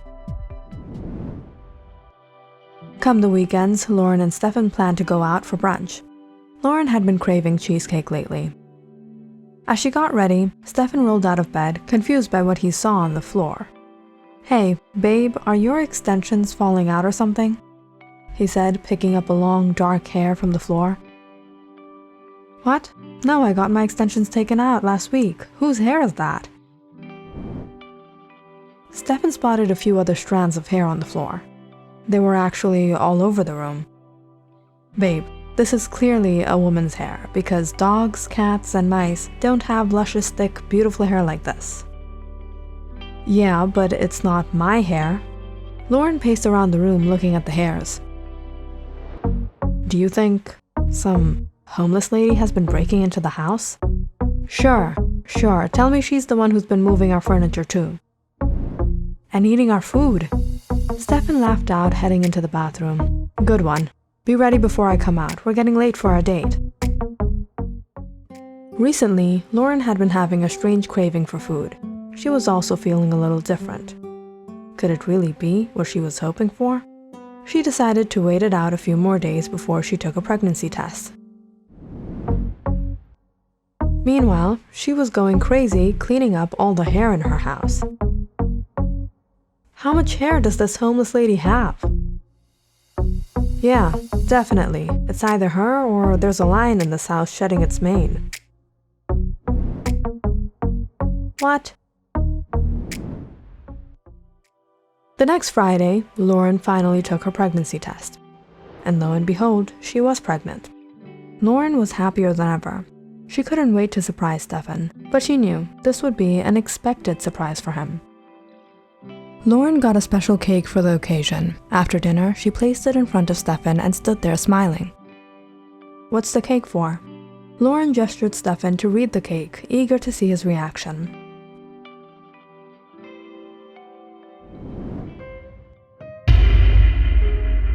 But to her shock, the look on Stefan's face suddenly changed. He widened his eyes and looked at Lauren in disbelief.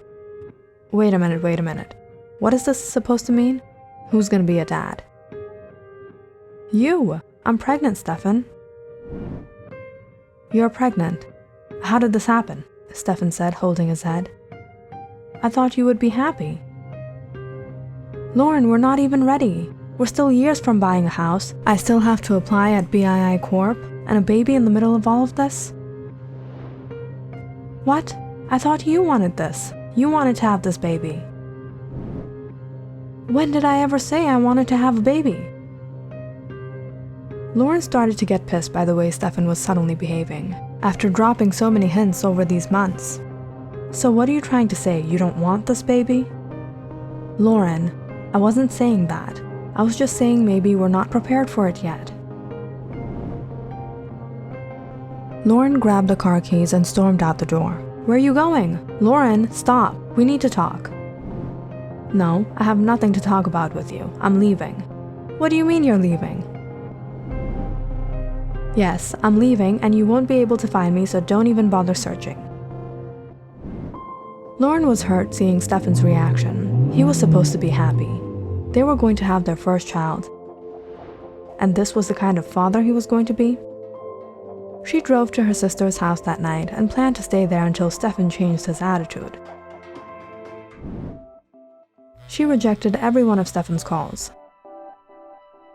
But eventually, Stefan called up Lauren's sister later that night, expecting that's where she probably went. And her sister, too, was jerk enough to tell him she was there. Why did you tell him? Come on, he's worried sick about you. I had to. And I'm going to be an aunt? Boy, am I excited for this. The next morning, Stefan came over to pick Lauren up, but Lauren locked herself in the room.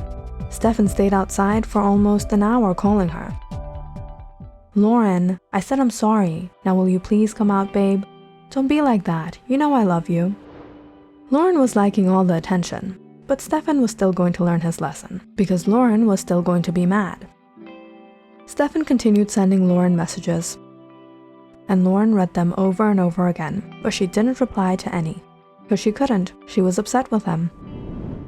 When she woke up the next morning, she was expecting numerous more calls and messages, but not quite like this. Babe, I'm kind of feeling scared all by myself in the house. Please come home.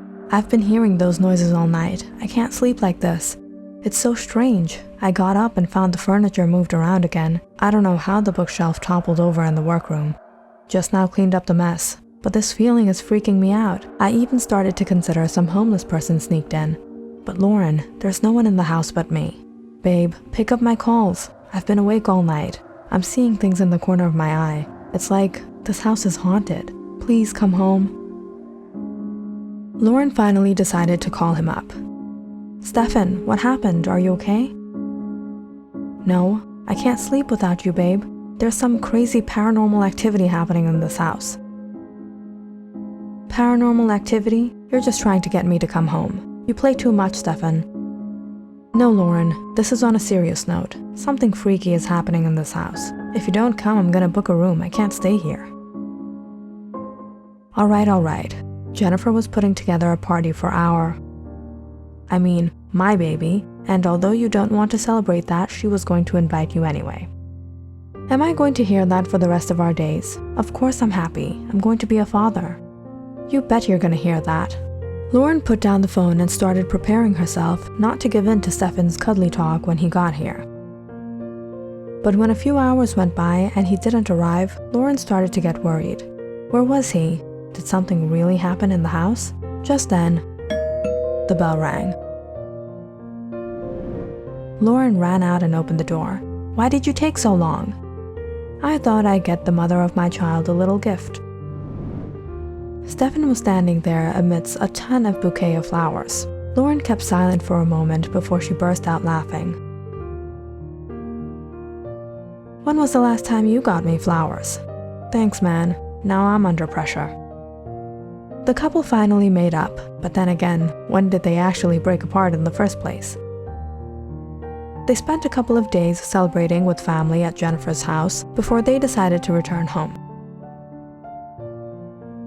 It was around 10 when they got there. Lauren unlocked the door. It was dark and dusty. Stefan, open the windows. What is that smell? Lauren said, turning on the lights. Stefan was bewildered by the condition of the house. I cleaned this whole place before I left. There was hair scattered all over the floors. Everything was a mess. Furniture toppled over, glass showpieces shattered on the floor, food half-eaten and scattered around, and the sofas, they were all shredded as if someone had cut them with a knife. Someone definitely must have broken in. You think we should call the police? What if they're still in the house? All of a sudden, the couple heard a noise from their bedroom. They walked in to find the bed sheets on the floor, the mattress shredded and unstuffed, and hair all over the place. And that noise, it was coming from the bathroom. Let me open it. Stefan took a vase in his hands as he swiftly opened the door. But what he saw made him freeze right on the spot. Lauren peeked in, looking at a hole burrowed in the wall, and inside it were kept a few packets, torn and broken apart. Are those my birth control pills? It was about 2 months ago when it all started. Lauren had picked up her birth control pills from the pharmacy 2 times, after which they suddenly went missing. Lauren couldn't find them anywhere. Not in her bags, not in the drawers, not in the bathroom cabinet. And when this happened the 3rd time, Lauren was sure someone was doing it. And who else could it be other than Stefan? So Stefan wanted to have babies. Why else would he be hiding her pills? Lauren thought it was kind of cute anyways, and deep down inside she wanted a baby too, so she went along. What she didn't realize was that Stefan had nothing to do with her pills going missing. It was someone she'd never suspect. The homeless lady that Lauren had assumed was becoming a nuisance in the house wasn't actually a homeless lady at all. Instead, it was the mice. Mice that burrowed their way into her drawers and bags and happened to sneak out those flimsy packages of contraceptive pills. However, what was more unexpected was the side effects that these animals went through after ingesting all those hormonal pills. Somewhat similar to side effects women face. These mice started to gain weight. They suffered hormonal imbalances in their brain, which caused them to become aggressive and vicious, and they became horrifyingly muscular and hairy, growing thick, black, hair-like fur on their bodies.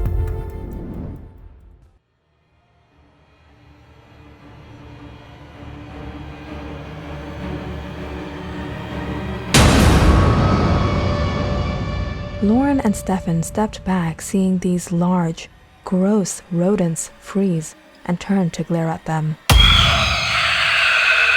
All of a sudden, they began hissing aggressively. "Lauren, get out of here!" Stefan yelled. The couple ran out of the house.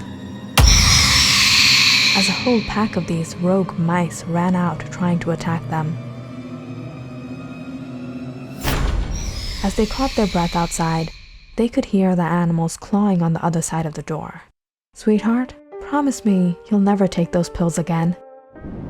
"I thought it was you hiding my pills, but it was the mice." "They ate those and turned like that? That's what birth control pills do to you?" Click on the subscribe button and check out more awesome videos on our channel. And don't forget to press the bell icon because you know it's interesting.